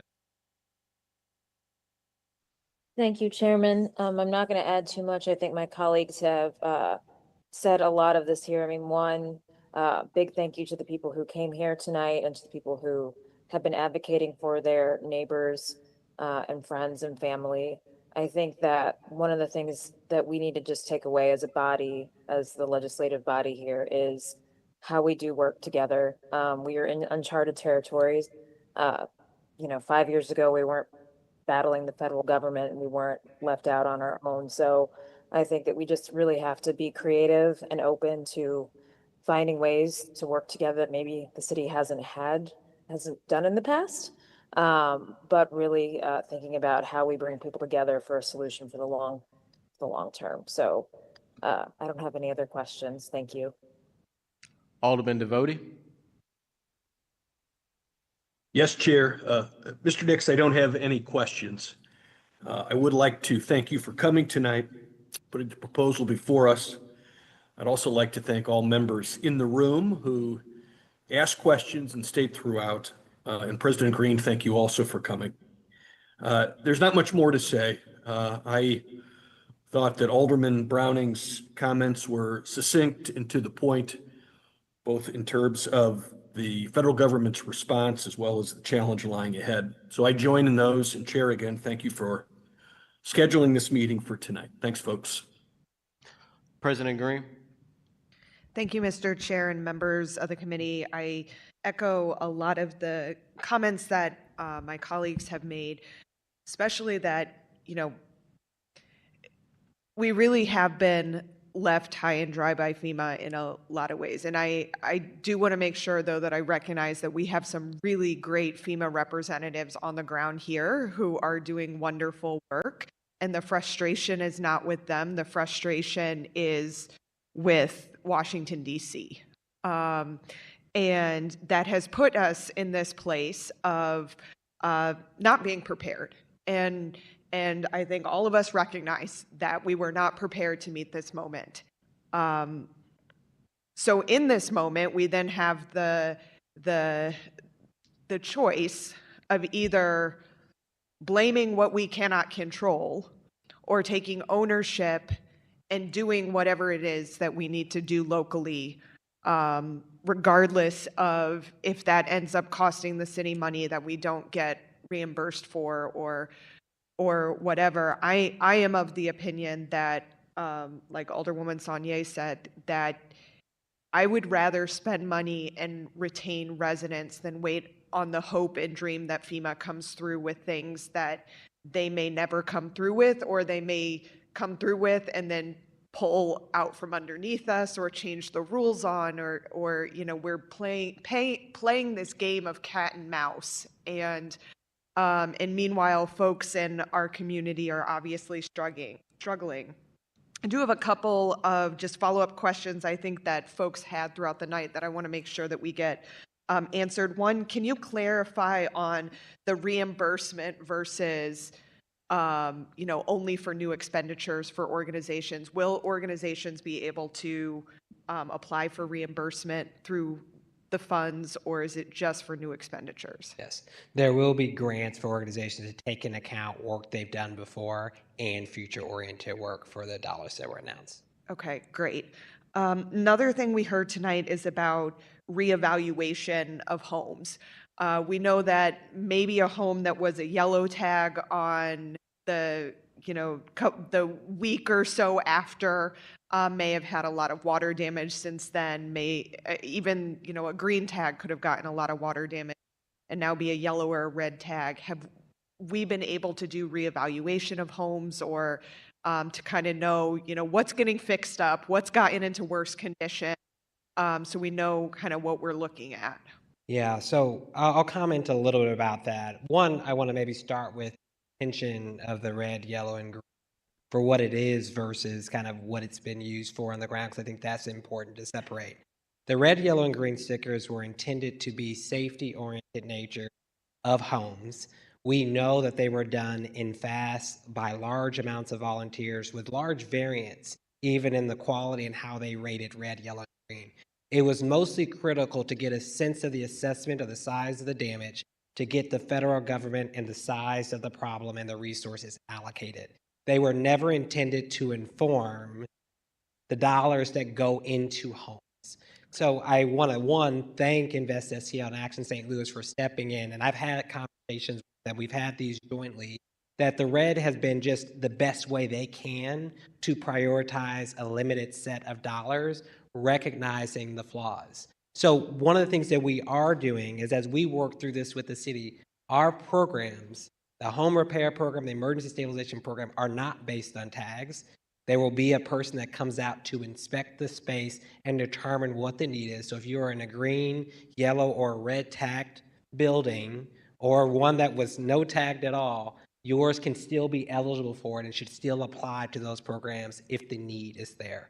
As we work through that, we will be updating our system. So we have created data share agreements with the nonprofit communities on the ground, and we're working on ways, and just to be clear, we did not have these data infrastructures to do this, so we're also building it, and we'll have a way to share updated information. Those groups are independent, so they get to choose how to use it, but we are directly working with them to figure that part out. Okay, great. Also, can you provide some clarity on what's happening with these trash containers and why containers were removed from some blocks? And this was the first I heard of this. It's the first I've heard of it as well. Okay. So our hope is that we get the exact block. My hope is that when in doubt, contact and make sure we know who your neighborhood specialist is that can get a more specific answer. But unfortunately, I don't have that answer either. To my knowledge, we should not be removing dumpsters. I'll just say this, from the process and policies that we have in place, that shouldn't happen, so we should figure out what happened. Okay. What happened. Okay. There's a chance that maybe it was tied to a private or commercial property that removed their own dumpsters when they closed down a business or something, but we should figure out what exactly happened there. Okay, I appreciate that. Also, can you kind of talk to the structure of this recovery office? Are you a one-man shop at the moment? Are there consultants that you're working with? If so, who are those consultants? Are there other staffing that you've brought in? Yeah. So right now, a lot of it is cross-functional teams of employees that already existed that pulled together from across government that have been dedicated to the recovery office. We will be working, and I know we've talked about this in the past, to talk directly about staffing for the recovery office specifically to make sure we can meet the needs of this moment. For those who don't know, we as a city were not as responsive as we needed to be well before a tornado hit. We as a city have about a 35 to 40% vacancy rate. That is what I was working on before the tornado hit. That has not changed. And so the capacity of the government relative to what it needs to be is not there. And so we will be working to figure out how we get the right staffing tied to the recovery office to help support and accelerate some of these overall efforts. But it is a cross-functional team at the moment of the mayor's office, SLDC, PDA. It's a full team. Okay. And then one of your slides did, say it was from McKinsey. Is McKinsey a consultant for the city? Yes. So McKinsey is a pro bono So there is no paid fees tied to any aspect of the work that they are doing. They have advised, but more so on the structure of the recovery office from organizational design that they have seen in places like North Carolina and so forth. Okay. I have some concerns about them because of the way that they botched the Puerto Rican recovery. And so I would just caution us to put all of our eggs in one basket with them as a consultant company, just given some of their track record on disaster response. So I And there's one thing that I'll say, that community are people that live here, and I recognize that there are a lot of things associated with broader sets of companies and the team that's doing the work. All of those recommendations are recommendations. They come to us and they come to our team. We bring those ideas to the Board of Alders and to our reps, and I know we're having regular meetings. So there are no decisions being made by them. They're made ultimately by us, and we bring that back to you all in the community. So I do want to give that confidence. But what I will say is any support that we can get that comes from corporate partners who are willing to donate services to help us solve this problem, I can't turn away at a time where we don't have the capacity. We are very mindful and eyes wide open around what those interests and what those things are, and guarantee transparency so others who are not in the room can feel good about the recommendations we're coming. But that's why most of the plans we roll out will be done in concert with the Board of Alders and done with community to make sure whatever those plans are and whatever advice we get is also reflective of the voices who deserve a seat at the table. Okay, I appreciate that because I think sometimes these corporate consulting firms are always looking for a private sector solution to public sector problems, and want to make sure we keep it focused on solving public sector problems. Just two more questions real fast. Do we know, something we heard a lot about tonight too was just debris and the immense amount of debris. Do we know how much debris we still have to remove? Yeah, so we know it's massive. I don't have the exact figures kind of in front of me, so let me get that back to you. But we know it's massive, and we know programs like this with the federal government cost hundreds of millions of dollars for the size of our disaster. That is the estimate that we got from the U.S. Army Corps of Engineers. Like I said, we were approved for a private property debris removal that just came in, which now allows us for reimbursement tied to it. So the big thing I want to say is, I know we talked about FEMA. I want to make to this group very, very clear that we are doing our best to lobby for every single thing that we can get for FEMA, but we are also building a plan assuming that help will never come. We are doing both of those because we recognize without FEMA that progress is slow. It's way too slow. It's basically what we've seen for the last 2 months, but we also know we can't count on it. So I do want to give this group confidence and the broader group confidence that we're doing a dual track plan. We're trying to be thoughtful around the really, really big expensive buckets that the city can't hold. Those are things like debris removal where contracts can cost millions of dollars, but where we can, and especially things in RAM settlement, most of this won't even be eligible for reimbursement from FEMA. This is more about making sure we have the accountability and process put in place to get this money out in a way that we can feel is good and transparent. Yeah, and we have done the official request for the Army Corps to come in and help and have not gotten that, correct? Okay. And then have we done a formal request for FEMA trailers and been denied, or is that just kind of up in the air as well? Yes, so a lot of that's actually a HUD housing specific mission that we have granted. Okay. So we are in talks about that, and then always in talks with our federal delegation about the things that are not that we are receiving versus receiving, and trying our best to kind of lobby for every form of support that we could get, but we have not been granted a HUD housing mission that drops trailers. Okay. Well, those are all of my questions. I just want to close by thanking the community for coming out tonight and also for your ideas. I have a whole notepad here of a lot of ideas, some of them that I've been noodling on as we sit here that will probably end up being a memo that's in your inbox shortly. But what I heard from folks is wanting to make sure that we have neighborhood associations be a part of the advisory capacity. And they will be. I can already talk about that Awesome. part. There is an active plan to make sure we're engaging neighborhood groups and nonprofit groups on the ground as part of technical advisory committees to the recovery office. Awesome. I have on my to-do list to introduce Julian to Cynthia Jordan with the banks, dashboard on making it easier to track how we are expending funds between meetings like this, making the permitting process more streamlined, which is something that is on the to-do list for the red tape committee for this session. So I'm saying that into the ether. It's something that my team is actively working on. I'm going to reach out to the treasurer about validation for the Schlafly Library at the parking garage, see if that's maybe something we can get going. We heard a couple of concerns about school closures, and I think there's an opportunity for the city and SOPS to be working in deeper collaboration as we talk about what consolidation looks like, and to make sure that we're not doing it in a way that disincentivizes residents from returning to neighborhoods that are already in dire need of recovering.